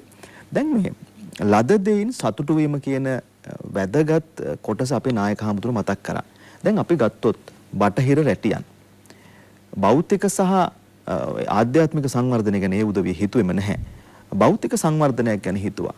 ගොඩනැගිලි හැදුවා, අහස සිඹින ගොඩනැගිලි හැදුවා. උපකරණ මොන තරම් උපකරණ හැදුවද? මෙතන ඉඳන් අපිට ඇමරිකාවට යන්න පුළුවන් වෙන විදිහේ උපකරණ හැදුවා. හැබැයි අපේ හැමතුන්නේ අධ්‍යාත්මය අමතක වුණා. ලද දෙයින් සතුටු වුණේ නැහැ. මෙන්න මෙතන අපි තව ටිකක් ගැඹුරට විග්‍රහ කරගමුද? අපි කොහොමද අපේ හැමතුන්නේ දැන් පඩි වැඩි කරන්න කියලා ඉල්ලනවා. මට අරක දෙන්න කියලා ඉල්ලනවා. කාලා නැත්නම් ආහාර අරගෙන තව මොන හරි කෑවොත් හොඳයි කියලා අපිට බෑ නේද අපි හැමදුන්නේ ලද දෙයින් සතුටු වෙන්න. කොතනද මේ මිනිස්සුන්ට වැරදුනේ? ඇත්තටම බුදුහාමුදුරුවෝ සම්පත් මහත්මයා පැහැදිලි කළා අපිට මේ සත්වයාට ඇති වෙන්නේ නෑ කවදාවත්. එහෙමයි. ඌනෝ ලෝකෝ අතිත්තෝ තණ්හා දාසෝ කියලායි බුදුහාමුදුරුවෝ වදාළේ. මේ ලෝකය මේ අපි කිසි දෙයකින් තෘප්තියක් ලබන අය නෙමෙයි. ඇතිවීමක් නෑ අපිට. අපි තණ්හාවේ දාසයෝ කියලායි බුදුහාමුදුරුවෝ අඳුන්වා වදාළේ. තණ්හාවේ දාසත්වයේ නිසා තමයි මේ හැම දෙයක්ම අපිට අත්විඳින්න වෙලා තියෙන්නේ. මම ඔබතුමාගේ ප්‍රශ්නයට උත්තර දෙනවා. මම මුලින්ම නවත්තපු තැන ඌණ පූර්ණයක් කරලා. අපි සිහි කල්පනා වැතිව ආහාර පාන අනුභව කරන්න ඕන කියලායි මම මගේ පෙර පැහැදිලි කිරීම නැවැත්තුවේ. එහි අවසන්ව සඳහන් කළ යුතු කරුණු කීපයකුත් තියෙනවා. මේ සිහි කල්පනාව ඇතිව ආහාර අනුභව කරනකොට අපේ කුසට අවශ්‍ය ප්‍රමාණය දැනගන්න ඕනේ. එහෙම දැනගෙන අපි ආහාර අනුභව කළොත් අපේ ශරීරය අපිට ඕන ප්‍රමාණයෙන් පවතිනවා. දැන් ශරීරයට ඕන ප්‍රමාණයෙන් එය පවතිනවා මිසක් අපිට ඕන ප්‍රමාණයේ ශරීරය පවතින්නේ නැහෙනි. ඒ නිසානේ අය කාය වර්ධන මධ්‍යස්ථාන වලට එහෙම යන්නේ. ඇඟ අඩු කරගන්න කියලා යන්නේ. ඇඟට ඕන විදිහට ඇඟ හැදෙනකොට අපිට ඕන විදිහට ඇඟ පවත්ව ගන්න වෙහෙසෙනවා. මහන්සි වෙනවා. බේත් ඕනේ. නමුත් ප්‍රමාණය දැනගෙන ආහාර ගත්තොත් බුදුහාමුදුරු වදාලේ තනු තස්ස භවಂತಿ වේදනා කියලා. එයාගේ ශරීරයේ වේදනාව අඩු වෙලා යනවා. ඒ වගේම සනිකං ජීරති හොඳට ආහාර ටික දිරවනවා ආයුං පාලයන්ති ආයුෂත් රැකෙනවා. ඒ නිසා ඒ ඌණ පූර්ණියක් තබමින් මගෙන් ඔබතුමා ඇහැව්වේ මේ අතෘප්තිය අපේ ජීවිතවලට බලපාන අපේ බණ පොතේ පැහැදිලි කරලා තියෙනවා අට කතාවේ දස කතා ගැන පැහැදිලි කරපු තැන වචන තුනක් අපි පරිභෝග කරනකොට අපිට ලැබෙනකොට ඇතිවීමක් නැහැ. තව ඕනේ. ඒකට කියන්නේ අත්‍රිච්ඡතා කියලා. අති ඉච්ඡතාව. තව වැඩි වැඩියෙන් බලාපොරොත්තු වෙනවා. ඉච්ඡ වීම නේද? ඔව්. වැඩි වැඩියෙන් ආස කරනවා කැමති වෙනවා. ඊළඟ එක මහිච්ඡතාවය. තියෙන දෙයට වඩා 10 ගුණයකින් වැඩි දේවල් බලාපොරොත්තු වෙනවා. අනික් එක තමයි පාපිච්ඡතාව. මොන ක්‍රමයෙන් හරි ලබා ගන්න බලනවා. හොඳින් නෙමෙයි නරකින්මයි වැඩි කරගන්න බලන්නේ. මොකද නරකින් වැඩි කරගන්නකොට ලැබෙනව වැඩිනේ. දැන් කල්පනා කරලා බලන්නකෝ සාමාන්‍යයෙන් ධාර්මික වෙළඳාමක් කරලා උපේනවට වඩා අධාර්මික වෙළඳාම් කරපුවාම කොපමණ ලැබෙනවද? කොයිතරම් ඉක්මනින් ඉහළ යන්න පුළුවන්ද? ඒක රැයකින් ලක්ෂපතියෙක්. අනිවාර්යයෙන්. ඒ තමයි පාපිච්ඡතාව. ඒතකොට පුද්ගලයා ඔන්න ඔය කියන අත්‍රිච්ඡතාව. ඒ කියන්නේ ලැබෙන දෙයට වඩා ඉක්මවා බලාපොරොත්තු වීමෙන්. මහිච්ඡතාව තියෙන දෙයට වඩා 10 ගුණයකින් වැඩියෙන් බලාපොරොත්තු වීමෙන්. නොනිසි ක්‍රම වලින් ලැබීම් බලාපොරොත්තුෙන් කටයුතු කළොත් එතන සැපතක් නෑ, සන්තුට්ටියක් නෑ. සන්තුට්ටිය තියෙන පුද්ගලයා ගැන හරි ලස්සන පැහැදිලි කිරීමක් තියෙනවා අපේ දේශනාවේ සම්පත් මහත්මයා. එහෙමයි අපේ හමුදුරු. අතීතං නානු සෝචින්තෝ නප්ප ජප්ප මනාගතං පච්චුප්පන්නේන යාපෙන්තෝ සන්තුට්ඨෝති පෞච්චති කියලා අටුවාවේ පැහැදිලි කරනවා. සතුට තියෙන පුද්ගලයා කියන්නේ කවුද කියලා. සතුට තියෙන පුද්ගලයෙක් වෙන්න නම් මෙහෙම වැඩ කරන්න. කොහොමද? අතීතයේ ගැන හිතා තෙවෙන්න එපා. ශෝක කරන්න එපා. මේ ලෙඩේ හැදුනා දැන් ඉවරයි. ආයි ගොඩ ගන්න බෑ. දුක් වෙන්න එපා. නප්ප ජප්ප මනාගතං ඇවිදින් නැති අනාගතය ගැන ඕනෙවට වඩා කතා කරන්න යන්න එපා. මෙහෙම වෙයි, අර එහෙම වෙයි, මෙහෙමත් වෙන්න ඉඩ තියෙයි එපා. පච්චුප්පන්නේන යාපෙන්තෝ මේ ගත වෙන මොහොත, මේ පවතින මොහොත ගැන කල්පනා කරලා බලන්න. මේ මොහොතේ කරන්න ඕනේ මොකක්ද? මේ මොහොතේ කළ යුතු දේ මොකක්ද මම කියලා හිතලා වැඩ කටයුතු කරන්න. ඒ බඳු කෙනාට සතුට ඇති පුද්ගලයා කියනවයි කියලායි දේශනාවේ සඳහන් කරන්නේ. එතකොට සතුට ලබන්න නම් අතීතය ගැන ශෝක කිරීමෙන් වැළකෙන්න ඕනේ. අනාගතය ගැන සිහින මැවීමෙනුත් වළකින්න ඕනේ. මේ ගත වෙන කාල පරිච්ඡේදය පච්චුප්පන්න තත්වයේ පිළිබඳව පවතින මොහොත ගැන කල්පනාකාරීව වැඩ කටයුතු කරන්න ඕනේ. ඒ සඳහා වැඩ කටයුතු කරනකොට තව ධර්ම මාර්ගයක් තියෙනවා. සිහි කල්පනා, සද්ධාව, සීලය, සතිය, විරිය, ප්‍රඥාව ඔය ඔක්කොම ඕනේ කරනවා එතෙන්ට. පවතින මොහොත තුල ජීවත් වෙන්න. ඒ තුල තමයි නිවනට යන්න පුළුවන් වෙන්නේ. ඒ නිසා අතීතය ගැන ශෝක නොකොට අනාගතය ගැන සිහින නොමවා පවතින මොහොත තුල ජීවත් වෙන මේ සතුටු පුද්ගලයා ඉදිරියේ නිවන කරා යොමු වෙනවා කියලයි බුදුහාමුදුරුවෝ පැහැදිලි කළේ. මං හිතන්නේ මේ සන්තුට්ඨිය කොහොමද නිවනත් එක්ක සම්බන්ධ වෙන්නේ කියන එක ඔතනින් පැහැදිලි වෙයි. මට තව එක කාරණයක් පැහැදිලි කරන්න ඉඩ දෙන්න. ඒ තමයි සන්තෝෂය ඇති වෙන්න බලපාන මූලික කරුණු තුනක් තියෙනවා. අපේ නායක හාමුදුරුවෝ පැහැදිලි කළා යථා ලාභ සන්තුෂ්ටිය ගැන. ඒ කියන්නේ ලැබුණු දෙයින් සතුටු වීම ගැන. ඊළඟට තව එකක් තියෙනවා යථා බල සන්තෝෂය කියලා. ඒ කියන්නේ තමාගේ හැකියාව දැනගෙන සතුටු වීම කියන එක.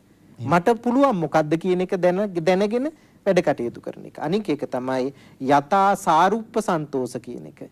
මේ මෙතෙන්ට වඩාත්ම සුදුසු දෙය මොකක්ද කියලා හිතාගෙන වැඩ කටයුතු කරන්න පුළුවන් එක. ඔය ඔක්කොම ටික සපුරිනොත් එතන තමයි සන්තුෂ්ටි සතුට කියන එක තියෙන්නේ. අපේ මහාචාර්ය හම්බුනේ දැන් මේත් එක්කම තව ටිකක් මම පේවරක් ඉස්සරහට දෙනවා. මේක මගේ පෞද්ගලික මනසට දැහැගෙන දෙයක්. සතුටට හාමුදුරනේ කෙනෙක් බැඳුනොත් දැඩිව ඉච්ඡ වුනොත් සතුටට අපිට පුළුවන් වෙනවා දැන් ඉච්ඡ වීම බැඳීම දැඩිව ග්‍රහණය කර ගැනීම යම් කිසි දෙයකට ඇලීම තුල නිවන මඟ හැරෙනවා. එතකොට සතුටට ඇලුනොත් කවුරු හරි ඔබතුමා කියන සතුට සහ ධර්මයේ උගන්වන සන්තුට්ඨිය කියන්නේ දෙකක්. එහෙමයි. සන්තුට්ඨිය කියන මේ සංකල්පය ධර්ම මාර්ගය තුල කොතනද තියෙන්නේ? ඒකයි වැදගත් වෙන්නේ. ඔය ප්‍රශ්නයට උත්තර හොයනකොට අංගුත්තර නිකායේ චක්කනිපාතේ රත්තින් දිව කියලා සූත්‍රයක් තියෙනවා. රෑදාවල් දෙකේ වැඩ කටයුතු කරනකොට නිවන සඳහා කරගත යුතු දේවල් ගැනයි එහි කියවෙන්නේ. එහි කියවෙනවා ඉස්සෙල්ලාම න මහිච්ඡෝ හෝති. අර හුඟක් ලොකු දේවල් බලාපොරොත්තු වෙන කෙනෙක් වෙන්න බෑ. ඊළඟට අවිඝාතවා ඊළඟට සන්තුට්ඨෝ හෝති. ඔබතුමා කියනවා නම් සතුටට ඇලිලා නිවන් දකින්න බෑ කියලා සතුට තියෙන්නේ එතනට පස්සේ තැනක. අර හුඟක් ලොකු බලාපොරොත්තු ඇති කරගෙන ආශාව පොදි බැඳගෙන ඉන්න තත්වයට මෙහා තමයි සතුට කියන එක තියෙන්නේ. ඊළඟට ප්‍රඥාවත් භික්ෂුවගේ මුල ගැන ධම්මපදයේ ඊට පැහැදිලි ගාථාවක සඳහන් කරලා තියෙනවා ප්‍රඥාවන්ත භික්ෂුව නිවනට යනකොට එයාට මුලින්ම තියෙන්න ඕනේ කරුණු ටිකක් තියෙනවා. ඒ අතර පළවෙනි කාරණේ ඉන්ද්‍රිය සංවරය. දෙවෙනි කාරණය සන්තුෂ්ටිය. ඉන්ද්‍රිය සංවරය ඇහැ කන නාහය දිව ශරීරය මනස මේ ෂඩින්ද්‍රිය පංච ඉන්ද්‍රිය විශේෂ කොට සංවර කරගත්තාම දකින්න දෙයට, ඇහෙන දෙයට, දැනෙන දෙයට ඇලෙන්නේ නැතිව ඉන්නකොට එයා තුල තෘෂ්ණාව පාලනය වෙනවා. තෘෂ්ණාව පාලනය වුණාට පස්සේ තමයි සන්තුට්ටි කියන එක එන්නේ. සන්තුට්ටිය විස්තර කරනකොට කාය පරිහාරිකේන චීවරේන සන්තුට්ඨෝ හොති. මේ කයට කය වහන කය පරිහරණය කරන සිවුරෙන් සතුටු වෙනවා භික්ෂුව. ඊළඟට කුච්චි පරිහාරිකේන පිණ්ඩපාතේන මේ කුසට ලැබෙන ආහාරයෙන් සතුටු වෙනවා. ඒ කියන්නේ මූලික අවශ්‍යතාවලින් සතුටු වීම තමයි වැදගත් වෙන්නේ. ඒක නිවන් මාගේ තියෙන්නේ ඉන්ද්‍රිය සංවරයට පිටිපස්සෙන්. ඉන්ද්‍රිය සංවර කරගත්තට පස්සේ තමයි සන්තුට්ටි කියන එක තියෙන්නේ. එතකොට ඇලීම අඩුයි. සතුටට ඇලීම කියන එක වෙන කාරණයක්. එහෙමයි. නායක හමුදුන්නේ දැන් මේ මාතෘකාව ආරෝග්‍ය පරමාලාභ නැත්නම් ආරෝග්‍ය පරමාලාභ සන්තුට්ටි පරමන්දනම් අපේ මාතෘකාව දහමේ බොහෝ තැන්වල විසිරී පැතිරී පවතිනවා. මේ සාකච්ඡාවේදී දැන් පැය 1 විනාඩි 10කට වගේ ආසන්න වේලාවකදී අපි තැන් වලින් මේ කාරණා වර්ගන කතා කරා. අපි හැමෝටම මම විමසන්නේ පිළිවෙලට මෙන්න මේ ආකාරයට මෙන්න මෙතන විග්‍රහ වෙලා තියෙනවා කියන එක. මොකද අපි විශ්වාස කරනවා අපි බලන් ඉන්නේ බුද්ධිමත් පිරිසක්. අපි පැහැදිලි කරමු හාමුදුරනේ කාරණාව. දයසම්පත් මහත්තයා මෙතන දැන් මේ ගාථාවක් හැටියට ගත්තයින් පස්සේ ධම්මපදයේ මේ ගාථාව සඳහන් වෙන ක්‍රමයේ අරගෙන බැලුවාම ආරෝග්‍ය පරමාලාභ සන්තුට්ටි පරමන්දනං විශ්වාස පරමාඥාති නිබ්බාන පරමං සුඛං කියලා මේ ගාථාවක් සම්පූර්ණ වීමක් හැටියට පාද 4කින් යුක්ත ගාථාවක් මෙතන තිබෙනවා. ඒ ගාථාව අරගෙන බැලුවාම වර්තමාන අපේ ලෝකයේ දෙස බැලුවාම ලෝක සෞඛ්‍ය සංවිධානය කෙනෙකුගේ ජීවිතයේ සතුට සන්තෝෂය ලබන්න පුළුවන් නිරෝගී සම්පත් 4ක් පිළිබඳව ප්‍රකාශ කළා තියෙනවා. එකක් තමයි කායික නිරෝගීතාවය, අනිත් එක තමයි මානසික නිරෝගීතාවය, ඊළඟ එක තමයි සමාජමය නිරෝගීතාවය, අනිත් එක තමයි ආධ්‍යාත්මික නිරෝගීතාවය කියලා මේ මෑතකදී තමයි ඒගොල්ලෝ මේ ආධ්‍යාත්මික නිරෝගීතාවයක් පිළිබඳව කතා කරන්න පටන් ගත්තේ. ඊට ඉස්සෙල්ලා එක තිබුණේ නැහැ. ඉස්සෙල්ලා තිබුණේ අර කායික නිරෝගීතාවය මානසික නිරෝගීතාවය කියන දෙකත් ඒ වගේම සමාජමය නිරෝගීතාවය කියන කාරණා තුනට විතරයි යොමු වෙලා තිබුණේ. නමුත් මේ ගාථාව අනුව අපි බැලුවාම අපිට පේනවා මේ පාද 4න් මේ කාරණා 4 ප්‍රකාශ වෙන බව.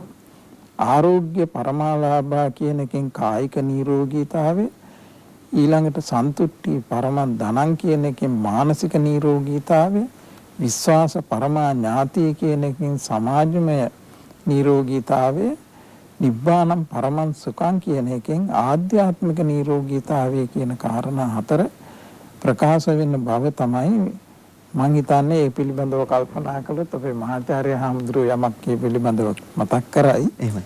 මට හිතෙනවා මේ කාරණා 4ට සම්බන්ධ කරලා ඒ ලෝක සෞඛ්‍ය සංවිධානයේ ඉදිරිපත් කරපු මේ කාරණා ටික මේ අපේ මේ ගාථාව තුළ තැම්පත් වෙලා තියෙනවා දෝ කියන කාරණාව මට නිකන් මතක් වෙනවා. මේ සුබදබාල මහත්මයා මම හිතන්නේ අපිට ලැබෙන අවසන් වටේ මේ අපි 4 වගේ වෙනකොට අපේ වැඩසටහන සමාප්ත කරන්න ඕනේ. දැන් ඔබතුමා අවසන් වශයෙන් මහ ජනතාවට මොකක්ද දෙන පණිවිඩය?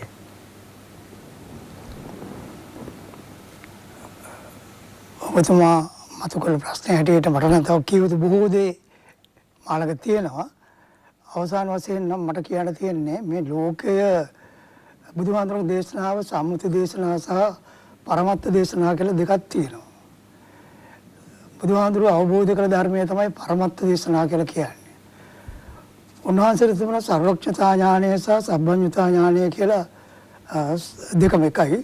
සබ්බඤ්ඤතා ඥානය සහ උන්වහන්සේ තිබුණ ආසවක්ඛ්‍ය ඥානය කියලා දෙකක්. සබ්බඤ්ඤතා ඥානය තුළ තමයි උන්වහන්සේ දැනගත්තේ මේ බාහිර විශ්වය පිළිබඳ ලෝකයේ පිළිබඳව උන්වහන්සේ දැනගත්තදී දැකගත්තා. බාහිර විශ්වය කියලා කියන්නේ මේ විශ්වයේ ලෝක 31ක් තියෙනවා. ඒක ඊට කලින් ශාස්ත්‍රවරු යන්මන් ක්‍රමයකින් ඒව දැනගෙන හිටියා. බුදුහාමුදුරුවෝ ඒගොල්ලෝ දැනගෙන හිටියා විතරයි දැක්කේ නැහැ. බුදුහාමුදුරුවෝ මේක දැක්කා. දැකලා ඒක එහෙමයි කියලා පිළිගත්තා. පිළිගත්ත නිසා තමයි උන්වහන්සේ පළමුවෙනි ධර්ම දේශනාව කරන්න උද්දකරාම පුත්ත හොයනකොට උද්දකරාම පුත්ත හිටියේ ආකින්චායතනෙ. ඒතර ආකින්චායතනෙ කියන අරූපාවචර බ්‍රහ්ම ලෝකයක් මේ විශ්වයේ තියෙනවා. ඊළඟට උද්දකරාම පුත්තව බලපුවම උද්දකරාම පුත්ත ඉන්නේ නේව සංඥා නා සංඥායතනෙ උත්පත්ති ලැබලා තියෙන ගිහිල්ලා. ඒ විදිහට ඒ විදිහේ දේවලුත් තියෙනවා. ඒ නිසා ඒ විශ්වය පිළිබඳව සාමාන්‍ය ලෝකයේ පිළිබඳව මතු කළ ප්‍රශ්න වලට සහ අවශ්‍ය තැන් වලට බුදුහාමුදුරුවෝ ඒ ගැන විස්තර කරලා තියෙනවා. ඒ වගේම උන්වහන්සේගේ පරමාර්ථ ධර්ම පැහැදිලි කරන්න ඕන වෙලාවේදී හුඟක් උපමා අරන් තියෙන්නේ සම්මත ලෝකයේ තියෙන ප්‍රශ්න වලින්. ඒ විදිහට ගත්තාම මේ සම්මත ලෝකයේ තමයි මේ මිනිහා ඉන්නේ. පුද්ගල සත්ව ආත්ම සංකල්ප තියෙන සම්මත ලෝකේ. බුදුහාමුදුරුවෝ පරමත්ත ධර්මයේ තුල මේ සත්වයා පුද්ගලයා ආත්මය කියන දකින්නේ ස්කන්ධ වශයෙන් ආයතන වශයෙන් 12ක් ධාතු වශයෙන් 18ක් ඒ විදිහට තමයි දකින්නේ. ඒතර මේ සම්මත ලෝකේ ඉන්න මිනිහා පරමත්ත ලෝකයට ගැනීම තමයි මෙතන නිවන කියලා කියන්නේ. ඒ ගැනීම සඳහා උන්වහන්සේ උපයෝග කරගත්ත කාරණා තමයි මේ ත්‍රිපිටකය තුළ ඇතුළත් වෙච්ච සම්පූර්ණ ධර්මයේ ත්‍රිපිටකයේ තියෙන්නේ. සූත්‍ර අභිධර්ම විනය තුළ. ඒ විදිහට ගත්තාම මේක පැත්තකින් තියලා වර්තමාන ලෝකය අපි නෙවෙයි සිංහල බෞද්ධ අපි නෙවෙයි වර්තමාන ලෝකය තාක්ෂණික දියුණුවයි වාණිජ්‍ය සංස්කෘතියයි එක්ක ඉස්සරහට යන්නේ.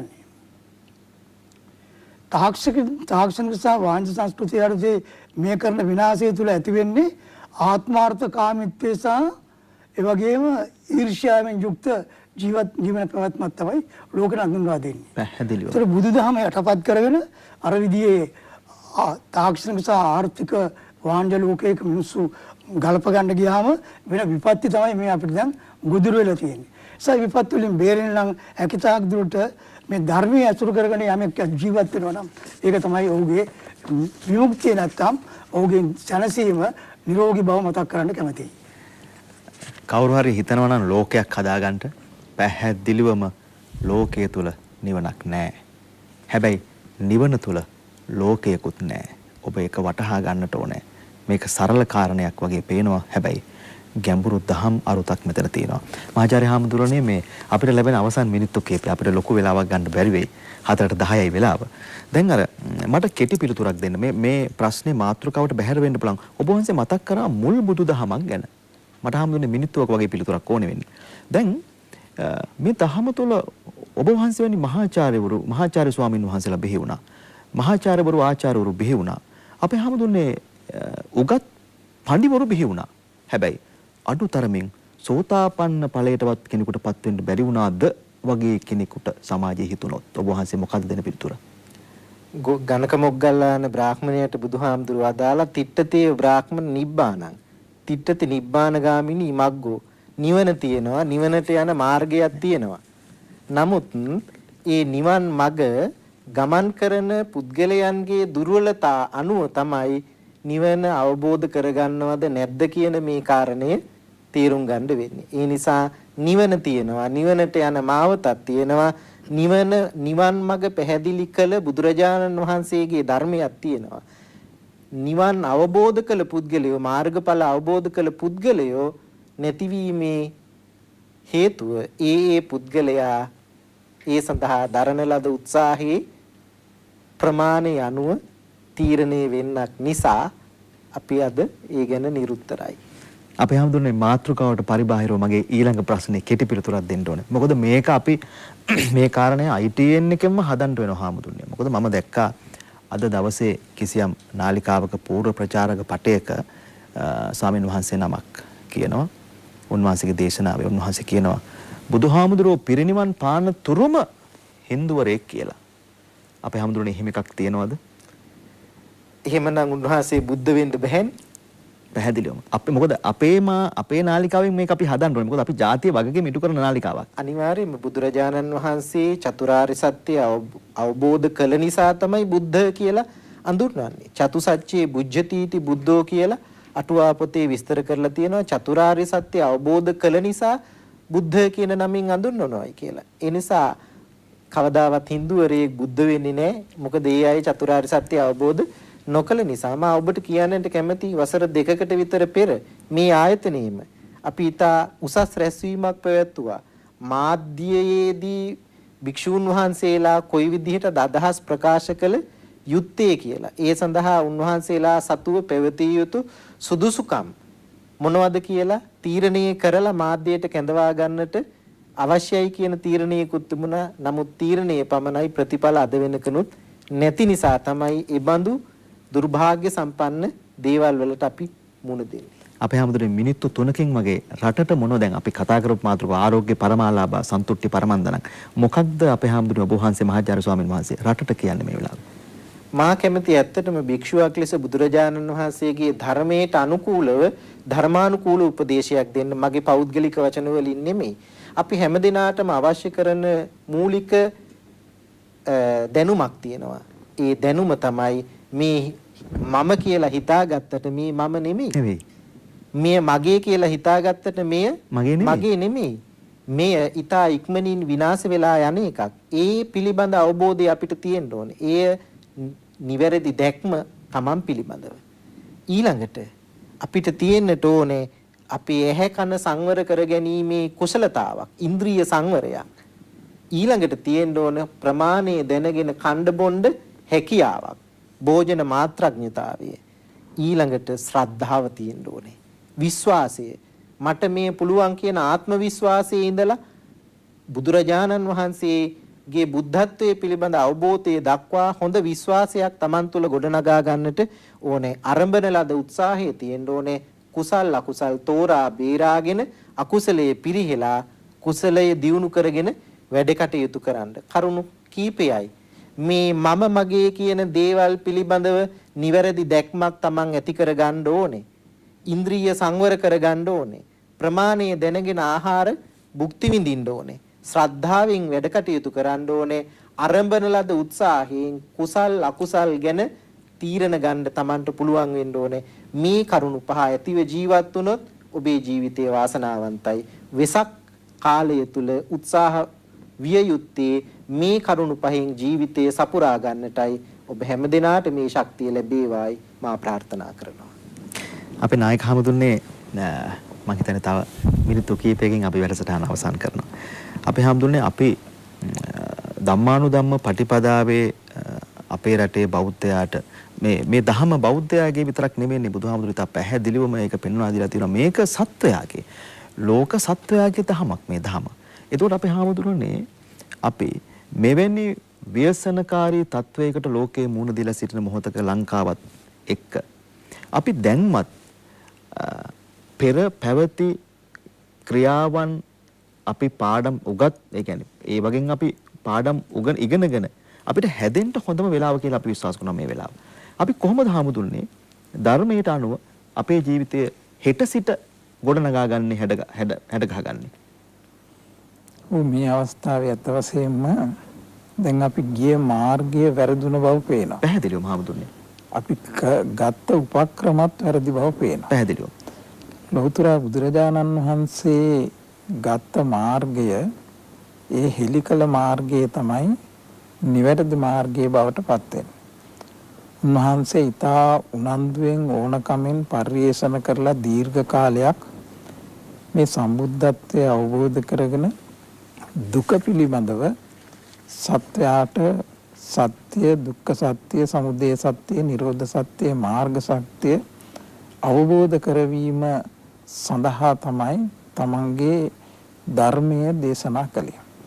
ඒ දේශනාවේදී අත් වශයෙන්ම අපිට අනුපිළිවෙලක් ක්‍රමානුකූල බවක් අත්‍යවශ්‍යව පවතින ඒ දේ සාක්ෂාත් කරගන්න. මේකෙදී ත්‍රිවිධ ශික්ෂාවක් හැටියට පෙන්වලා තියෙන්නේ සීල, සමාධි, ප්‍රඥා කියන මේ වැඩපිළිවෙල. අපි යම් වෙලාවක බලාපොරොත්තු වෙනවා නම් යම් සැනසීමක් අවසානයේ ලබන උතුම් තත්වයක් අපේ ආරම්භයේ සිදුවෙන්න ඕනේ සීලය. ඒ සීලය කියන එක අර මුලින් අපේ මහාචාර්ය හාමුදුරුවෝ මතක් කළ පිළිවෙලට කායික වාචසික සංවර භාවයේ පමණක් නෙවෙයි මානසිකවත් අපි සංවර වීමෙන් තමයි මේ කටයුතු අපිට සාක්ෂාත් කරගත යුතු බවට පත්වන්නේ. අද සමාජයේ දෙස බැලුවාම මේ කායික සංවරය ඇත්තෙත් නැහැ, මානසික සංවරය ඇත්තෙත් නැහැ, ඒ වගේම වාචික සංවරය ඇත්තෙත් නැහැ. ඒවන් නැවත ඇති කර ගැනීමේ අවශ්‍යතාවය දැන් උදා වෙලා තිබෙනවා.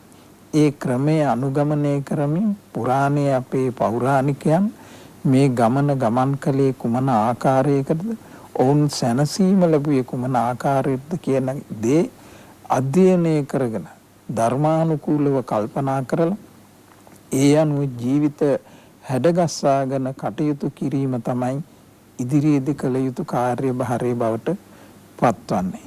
එහෙම නැති වුණොත් මේ දේ අපිට ලබා දුන්න මේ පණිවිඩය අපි අමතක කරලා කටයුතු සිද්ධ කළොත් මං හිතන්නේ අනාගතයේ මීටත් වඩා භයානක තත්ත්වයන් මේ රටට, සමාජයට, මුළු ලෝකයටම ඇති වෙන්න ඉඩ තියෙනවා. ඉතින් ඒ නිසා මේක හොඳ පාඩමකට අරගෙන මේ අවස්ථාවේ අපි කවුරුත් ඒක රාසි වෙලා හොඳට කල්පනා කරලා බුද්ධිමත්ව ක්‍රියා කරලා කවුරුත් එක්ක මේ පැරණි ක්‍රමානුකූල පිළිවෙත් අනුගමනය කරලා ධර්මානුකූලව තමන්ගේ හැදියාව තමන්ගේ චර්යාව සකස් කරගෙන ක්‍රියා කිරීමෙන් තමයි අපිට ඉදිරියේදී යම් සකස් වීමක් සිද්ධ වෙනවා නම් සිද්ධ කරගන්නට අවස්ථාව උදා කරගන්න පුළුවන්කම ලැබෙනවා. නායක හමුදුන්නේ අපේ මහාචාර්ය ස්වාමින් වහන්සේ මේ දැන් කායික සීලය කය වචනය මේ වගේ සංවර භාවයක් නැහැ අපේ හමුදුරුවෝ වහන්සේක පැහැදිලි කරා. ප්‍රඥාව තියෙන කෙනෙක් කල්පනා කරොත් හැබැයිටම ඔව් නේද? අපි මෙච්චරකල් මොකද්ද මේ නටපු නාඩගම වගේ අදහසකින් කෙනෙක් හිතුවොත් අපේ හමුදුරනේ. අපි මේව සංවර කරගන්නට ආරම්භක පියවර හැටියට ඔබ වහන්සේලා දැන් සංවර නැහැ කියන එක අපිට හමුදුනේ කියන්න පුළුවන්. නමුත් කෙනෙකුට ආරම්භ කරන්න ආරාධනා කරනකොට ආරම්භක පියවර හැටියට අපි මොකද්ද යෝජනා කරන්නේ? නායක හමුදුනේ අපේ මහාචාර්ය හමුදුනේ. ආරම්භක පියවර වශයෙන් අත් වශයෙන්ම කල්පනා කරන්න තියෙන්නේ මේ අසංවර විදිහට මේවා පාවිච්චි කරනකොට කී දෙනෙකුට රිදීමක් ඇති වෙනවද? දැන් අපි කියමු එක විදිහකට අපි නරක වචනයක් පාවිච්චි කරනවා. ඒ පාවිච්චි කරන නරක වචනය අපේ සිතට එනකොටම අපේ සිත නරක වෙනවා. ඒ වගේම මේ වචනේ පාවිච්චි කරනකොට අහගෙන ඉන්න එක්කෙනාගේ සිතත් නරක වෙනවා. ඉතින් ඒ විදිහට රිදීමක් ඇති වෙනවා Tamanටත් අනුන්ටත් දෙපාර්ශ්වයට. ඒ නිසා ලෞතර බුදුරජාණන් වහන්සේගේ දේශනාව තියෙන්නේ අත්තබ්බ්‍යාදායපි සංවද්දති පරබ්බ්‍යාදායපි ව්‍යබ්බ්‍යාදායපි කියලා යම් කිසි දෙයක් කියන්න කරන්න කල්පනා කරන්න පෙරටුව අපි හිතිය යුතුයි මේ දේ මං කිරීමෙන් මට අනර්ථයක් වෙනවද අනිත් අයට අනර්ථයක් වෙනවද අපි දෙපාර්ශ්වයටම අනර්ථයක් වෙනවද කියලා කල්පනා කරලා එහෙම වෙනවනම් ඒ දෙයින් අපි ඈත් වෙන්න ඕනේ. ඒක තමයි මේ සඳහා අනුගමනය කළ යුතු මාර්ගය. හොඳ නරක හරියට තේරුම් අරගෙන කටයුතු සිද්ධ කිරීම තමයි කළ යුතු කාර්ය බවට පත්වන්නේ. විශේෂයෙන්ම ඒ විදිහට කල්පනා කරන සමාජයක් ගොඩනැගීමෙන් පමණයි අපිට මේ සංවර භාවය දිගින් දිගටම ඇති කර ගැනීමේ ශක්තිය වර්ධනය කර ගන්නට පුළුවන්කම ලැබෙන්නේ. හොඳයි. විශේෂ පණිවිඩයක් අපේ වැඩසටහන අවසන් කරන්න කලින් මතක් කරනවා. විශාරද නීලා වික්‍රමසිංහ අපේ ශිල්පිනියගේ බෝනික්කෝ ළමාගේ ප්‍රසංගය හෙට උදෑසන 9:15ට හෙට දවස හෙට උදෑසන 9:15ට අපේ ITN එකෙන් බලන්න පුළුවන්. ඒකත් මතක් කරනවා. අපි අද සාකච්ඡා කරේ ආරෝග්‍ය පරමාලාභ සම්පූර්ණ පරමන්දන. අපි හිතනවා ඊටම ඵලදායී සාකච්ඡාවක් වෙන්නට ඇති කියලා. අපි පාද වැඳ ස්තුතියි කියලා කියනවා. මාලිකා කන්ද විද්‍යෝදය පරිවෙනාධිපති ත්‍රිපිටක ග්‍රන්ථ සම්පාදක මණ්ඩලයේ කරු සභාපති රාජකීය පඬිත අවසරයි ආචාර්ය පූජ්‍ය බලංගොඩ සෝභිත අපේ හාමුදුරනේ ඔබ වහන්සේගේ පාද වැඳ ස්තුතියි කියලා කියනවා. අද වැඩියාට බොහොම පිං අපේ හාමුදුරනේ.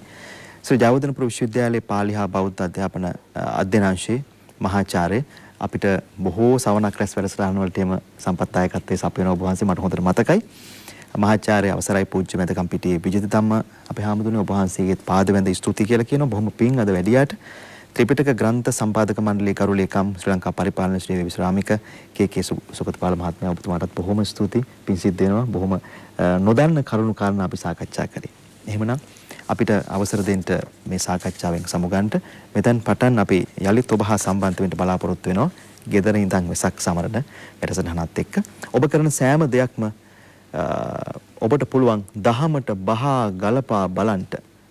දහමට බහා ගලපා බලා ඔබට පුළුවන් ඒ හැම දෙයක් පිළිබඳවම කරනවද නැද්ද කියන කාරණේ තීරණය කරන්න. එහෙමනම් යලිත් හැම කෙනෙකුටම ස්තුතිවන්ත වෙමින් අපි ප්‍රධාන පාලක මැදිරිය වෙත යොමු වෙනවා.